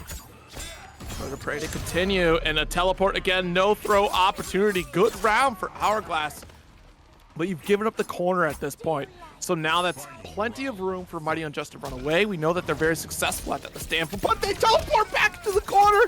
I don't think that MightyUnjust was expecting Hourglass to be ready for it. Oh, ducks the stand 4. Oh, gets caught trying to dash in. Hourglass of Rain doing a great job of just checking MightyUnjust for trying to approach. Yep, low hat pressure, and there's no high-low opportunity. You just got to respect it. The concern is that some of Mileena's strings, right? I believe the one off of stand 1 has that overhead opportunity in the middle of the string, so you do have to stand up at a particular time. And Hourglass with the stagger stand 1, just here's the whiffed one. Now here's the real one. To really make it difficult to block, to know when the overhead is actually coming, you're second guessing your own defense. It's so scary playing against Hourglass's Mileena. Quan Chi and Lena, Motaro, Kung Lao, corrupted forest. The Netherrealm's power will overwhelm you. You know, I think the health point being low on Quan Chi is on par, right? You think this sorcerer can withstand a punch from anybody? Come on. Well, I mean, he has managed to survive for quite some time, right? He just always manages to get out of the way. Just manages to just slither away, fight another day, and do some more. Right. Classic villain stuff, but Right. always loses. So, except for that one time they ambushed Liu Kang, but that's a different timeline. There we go. Breaker. Low hat still lingering, and a massive lead. See if Unjust can control the pace out of this corner here. Who didn't overextend. That's good because Mileena's right on your tail. Nice. The stand 1, the bravery from Hourglass. Not able to quite get the finish. Oh my gosh. Breaker was and that was amazing. That was immaculate spacing there from MightyUnjust. Just completely avoids Hourglass approach and blocks it again. Gets the round. What a turnaround. Yeah, tough. I think we wanted to wait for another low hat, or at least was expecting low hat to at least linger long enough to get our punish. There's a stand 1 punish, though.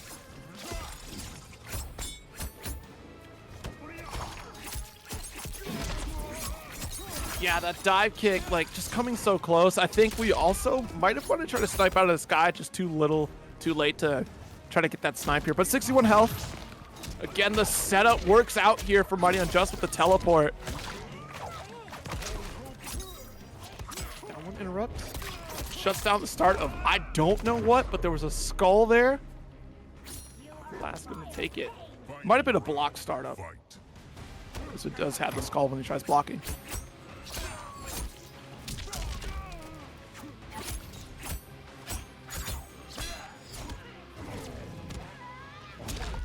Go.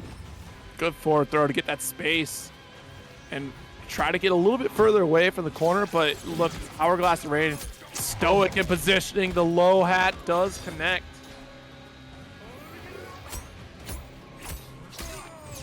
Oh, and here goes the mix-ups here. Will they, won't they? High, low.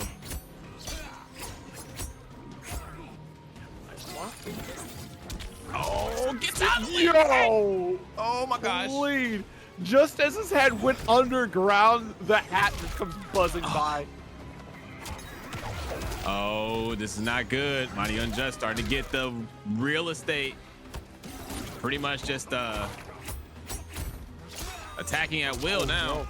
Overhead. And the stand one. That will confirm into fatal blow. Whether it kills, chat, that's up to you. That is all right, here we go. Rudy thinks it's dead. It is definitely death. Yes. That final hit, closing it out. And what an amazing turnaround there. MightyUnjust sticking it out once again. Like, this is pretty much what they've been doing, what we've been seeing all throughout this event, right? All throughout this bracket. It always looks like they're done. It always looks like the opponent has the beat on them, has the read, has everything they need to finish the set, and yet somehow he just manages to slip it away. True villain stuff, right? Just always manages to escape. The Netherrealm's power. Yeah, you know, classic villain story. It's like Skeletor and He-Man. Like, oh man, He-Man's gonna win this time. Oh, wait a minute. If we kill off Skeletor, we won't have a television show anymore. And I'm definitely tuned in and I want to see more episodes.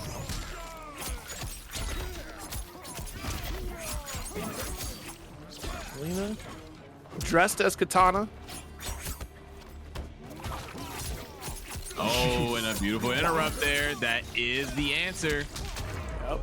Cartwheel. Plus, I love that it takes picks up time. into the low hat too. That's funny. Yeah, and if you remember earlier, you know, it actually led into a combo. Right. Good blocks. Fortunately, letting MightyUnjust just dash away. Dive kick does get blocked and respected thanks to the low hat backing it up. Duck. Yeah, MightyUnjust here. Again, just trying to keep it safe. Not taking too many liberties because you don't want to risk getting caught with a teleport. Oh, jeez. So I'm going to do my own. There you go. Got the block with the teleport. Gosh. Yeah, if you overcommit to the Motaro to first save the confirm on the day. teleport, you're not going to get the full break out of the assist. You have to wait for the opposite side.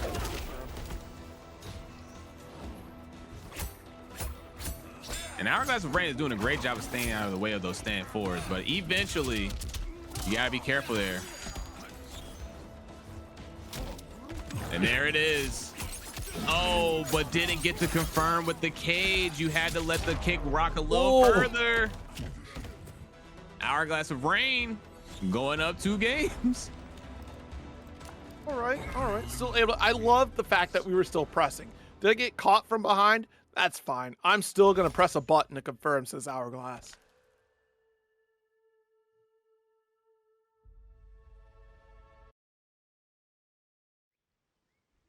All right, well, going back to that character select. Still donning the Katana outfit for Hourglass on Mileena. That's what's crazy. You know what, Fruity, you bring up a good point. The fact that we're still sticking with Quan Chi throughout this entire bracket. Look at how a testament to your skill can bring characters far.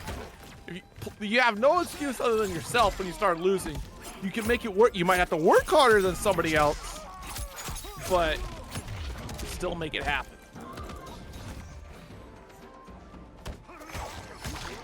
There we go. Nice flawless, but not blocking the dive. That's the one thing. It comes out so quick because it doesn't necessarily have like a easily trackable animation. Kind of like how, so here, for example, Mileena does the same type of dive kick. But you see that pink flash, and then when the camera swaps, the pink returns. For Quan, he just disappears and then reappears. There's no animation when you reappear. That means he's out of there. Yeah. All right, trying to use that down 3.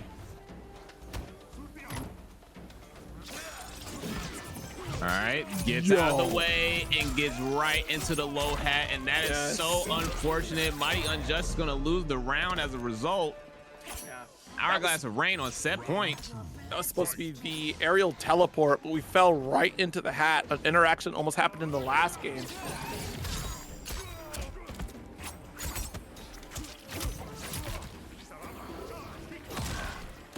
That was Bret's first top 8. You kidding me? Okay, okay. I saw you calling that out, but that's also like really impressive.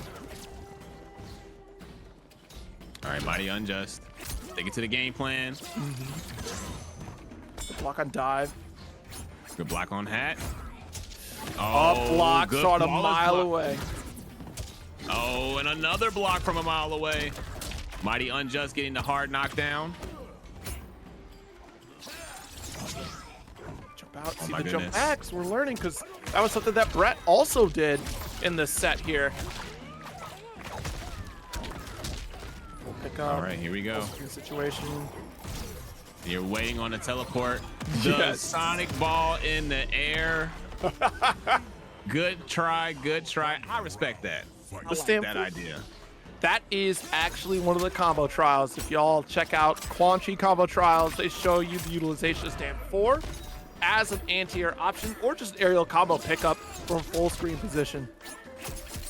All right, an Hourglass of Rain turning it up here, trying to close out the game set. And match is going to be a healthy amount of damage right now.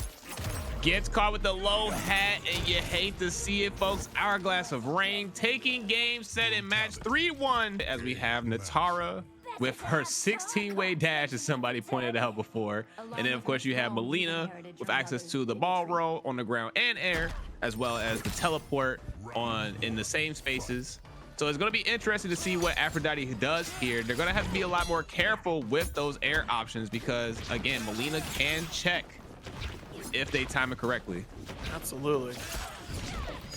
How do you get a 16-way air dash? Because even if you add the Z axis, that's 16.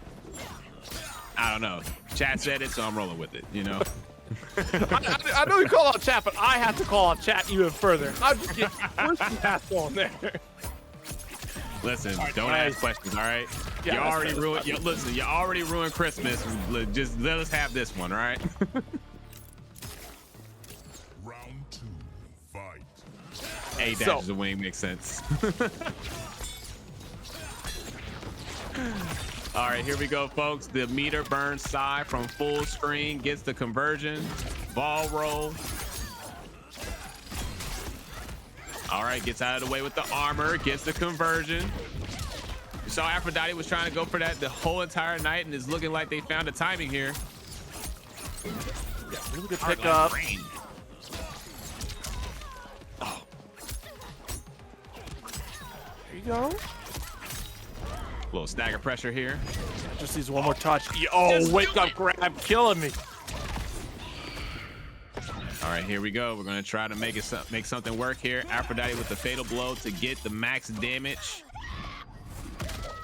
We're gonna do a nice chunk of damage, about 450, 444. Oh, okay, this is your last touch opportunity after this throw. The teleport does get blocked, and Hourglass does get robbed out of a chip victory again. And that is so unfortunate. Hourglass of Rain had an opportunity to close things out there, but Aphrodite just managing to run away with the robbery. And again, with the stagger pressure, Hourglass of Rain doing a great job here of forcing Aphrodite to respect the pressure. and doing a great job of checking Aphrodite each time they try to move in as well. Aphrodite not really able to use those fly mix-ups as much because Hourglass is doing a great job of just pretty much knocking them out of the sky. Good fly back. Low block opportunity here.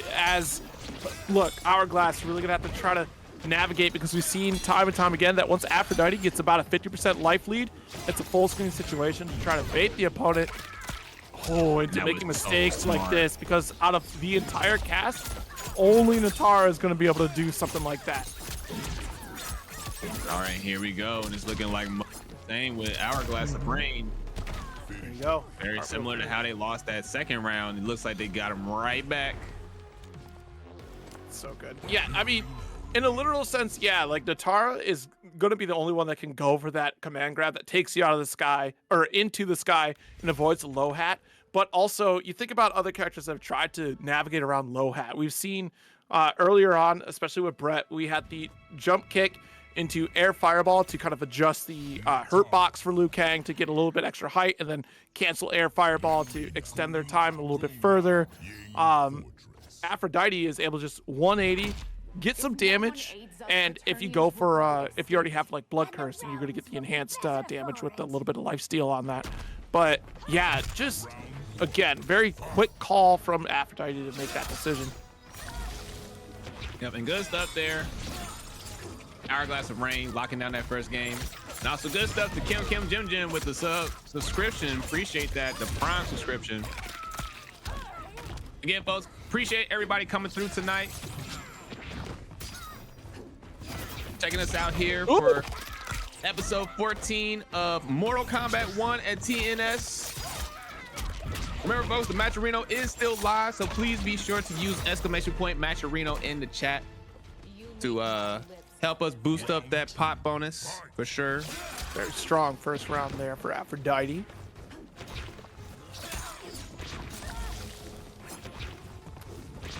Get that blood curse. Oh, the very top of that Mileena ball going to catch the anti-air opportunity for Aphrodite. All right, nice follow-up. Cut the armor through. Stand will punish. Should be able to kill here, and does. All right, you heard it from the royalty themselves. Oh. Yeah, can't get that anti-air. Got the grab from Aphrodite.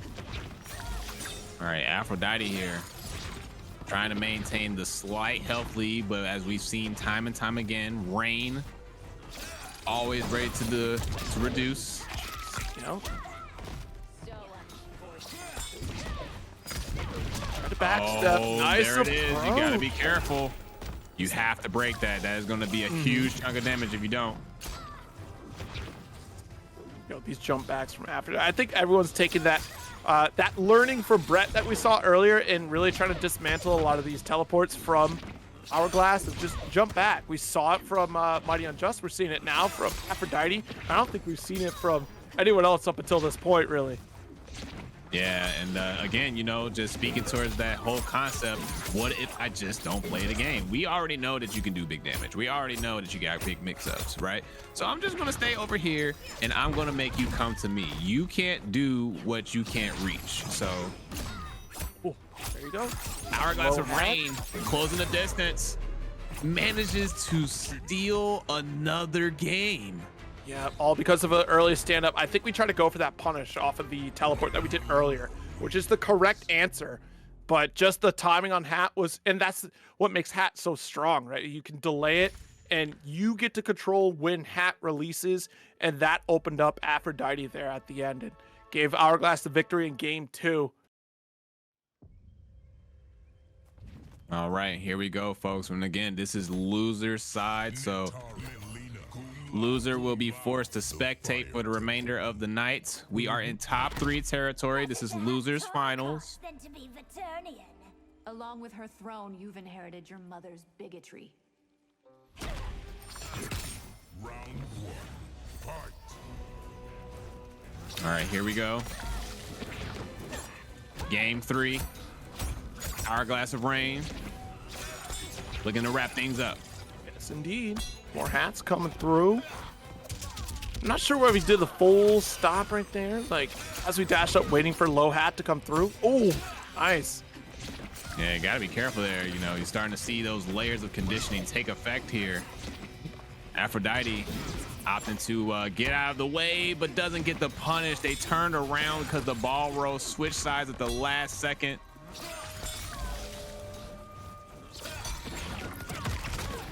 All right, another full spew beam, thanks to the blood curse, and just ever so patient approach from Hourglass. Like, this is the worst part of being a rushdown character, chasing another character that takes his guys like this. It can be mentally draining, and Hourglass is still in it.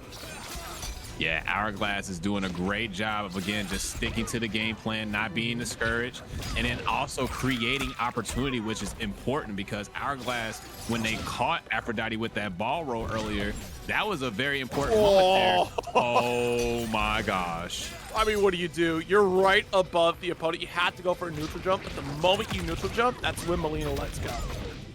All right, gets the catch from downtown. 5 seconds in on the clock. And 3, yeah, 2 seconds left with 225 health. Mileena goes down anyways. The life lead was in favor of Aphrodite. Yeah, and Aphrodite barely escaping that one, but Hourglass of Rain looking to push the issue here. Oh my goodness. Oh. Nice interrupt there with the air, with the anti-air. Yeah, EX spew, but again, low hat lingering to save the day. Overhead. Oh, a little bit of mix-ups. Oh, good throw. Got the round. All right, Hourglass of Rain sitting on set point. Winner moves on to grand finals to take on Koisy. Waiting patiently. Nice. Jump 3, got the air dash to continue the combo. Beam any second now. But we have to be careful because we know Mileena Ball will come through and get a pickup, and does succeed. Already has that corner position overhead. Here comes the spew. No? I know it's going. You got full bar. I don't see why not. Breaker? Not even breaking. Aphrodite gonna take damage. Nothing that need to take. Aphrodite confident to be able to even it up, but it's looking like Hourglass of Rain is not giving that opportunity. Oh, yeah, you didn't see it coming. Koisy definitely, you know, top player for sure. I failing to remember if I've seen Koisy in a top 8 for TNS, but of course, we all know that Hourglass of Rain has been in this position, has been in the grand final spot multiple times at TNS. Here we go, that start for Koisy. Oh, good catch there, Hourglass of Rain. Getting a lot of mileage there out of the air, Mileena Ball. Ooh. No pickup off the Lao hat either. Unfortunate for Koisy there. Probably was definitely wanting that. All right, Koisy opting to be a little bit more conservative here. Not really trying to give Rain too many opportunities, but Rain does have the health lead. Mm-hmm.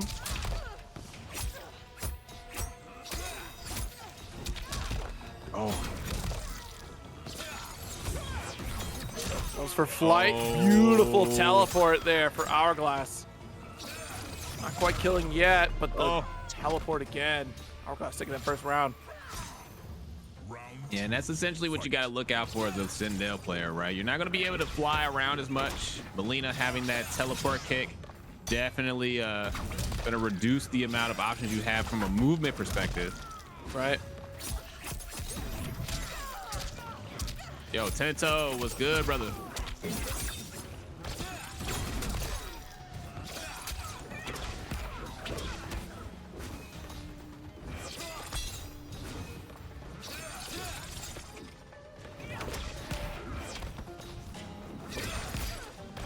Oh my goodness, and a bit of a back and forth here.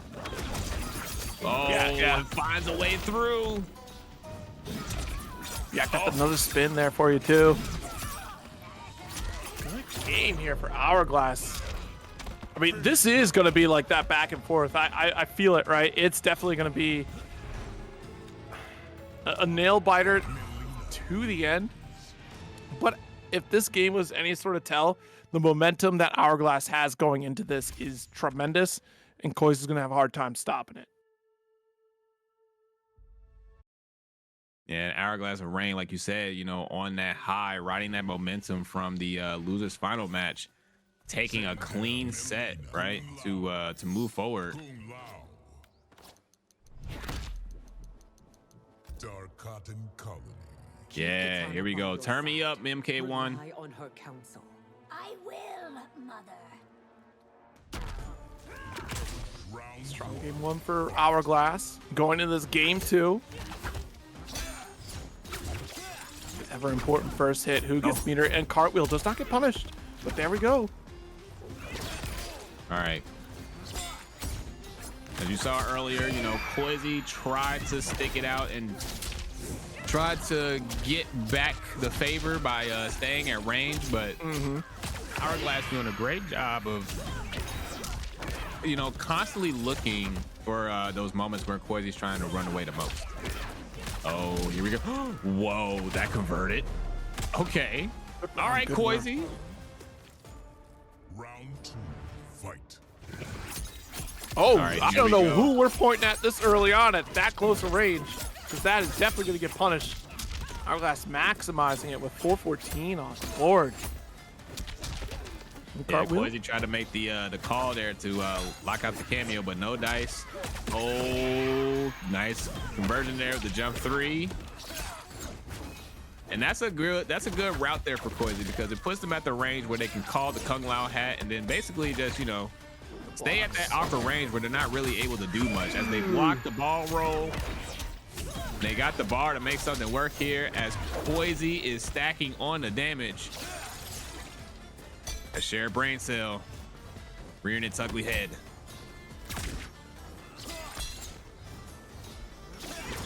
More low hat. And just Jump in, no anti-air. That's a brave one for Hourglass. 17 health left. That dive doesn't get punished, but this roll will absolutely get punished. Koisy with their first game, setting it right back. Yeah, and Koisy did a great job there of just immediately taking the fight to Rain and just maintaining that pressure all throughout the game, all throughout the rounds. You know, it's one of those things you got to do, right? You saw a lot of it when MightyUnjust was fighting against Hourglass of Rain. You have to keep Mileena contained. The moment you don't is the moment where you're starting to essentially, you know, mark your own grave. Because Mileena, once she gets started, especially with the Kung Lao hat coming through on the assist, it's just a nightmare. You know, it's definitely something you don't want to deal with. Yeah, you're literally weathering a storm. A flurry of kicks, punches from Mileena until she makes a mistake. And the mistake is generally going to be on the player for maybe not full charge ball roll or even mistiming a roll. You get lucky on a gap off of a string and still get a down one interrupt. But a full screen position, still going to be caught by low hat. Koisy with a nice life lead, even on chip, able to remove Kung Lao for a bit in the background from the side of Hourglass.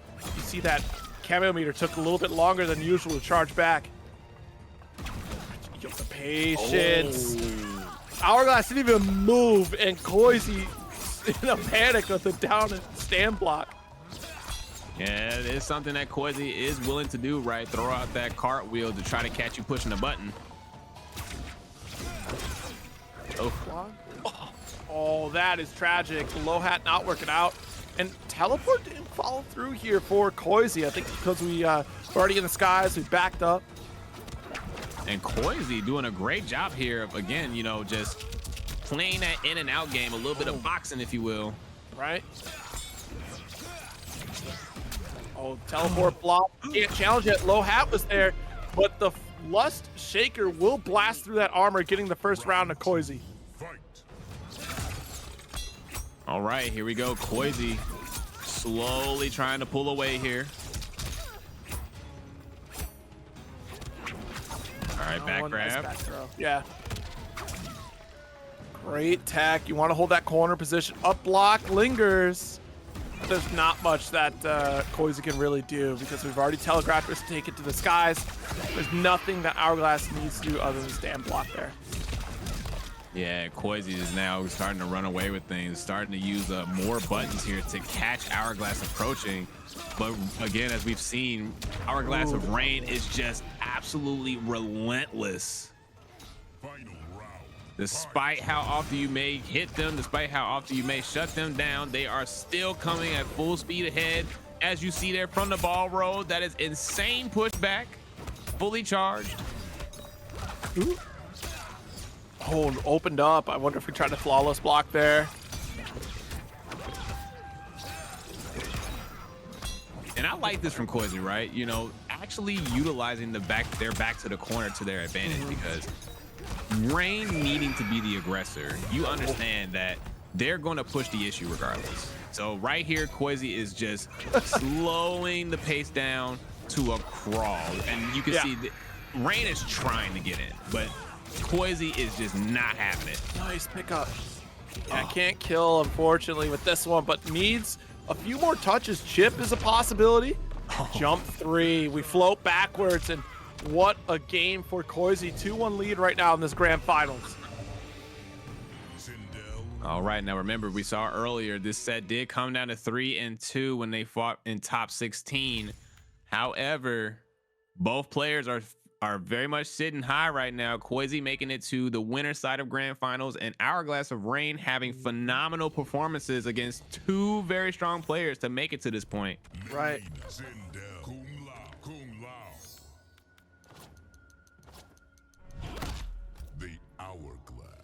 Any advice for the future? All right, potentially the final game of the night, unless if Hourglass can find their groove back, I guess. There's not a whole lot here in this match right now that is really killing Hourglass of Rain outside of some of these teleport timings getting a little wonky. That is a great opportunity for Hourglass, but misses the air confirm.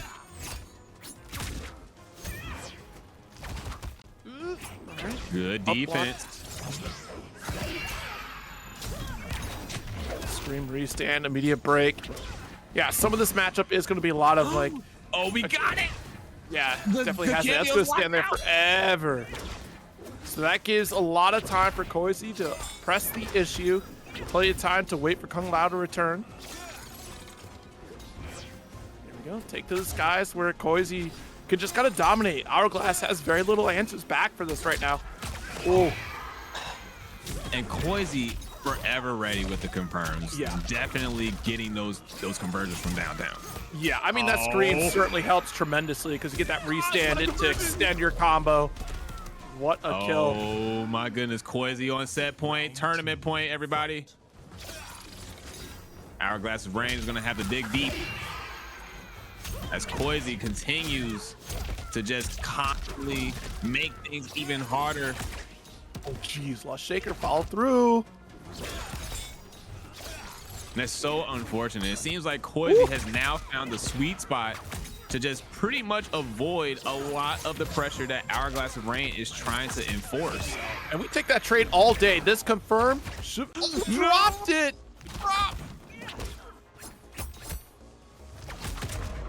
Yeah, the Lust Shaker opens up, shuts down on the cameo.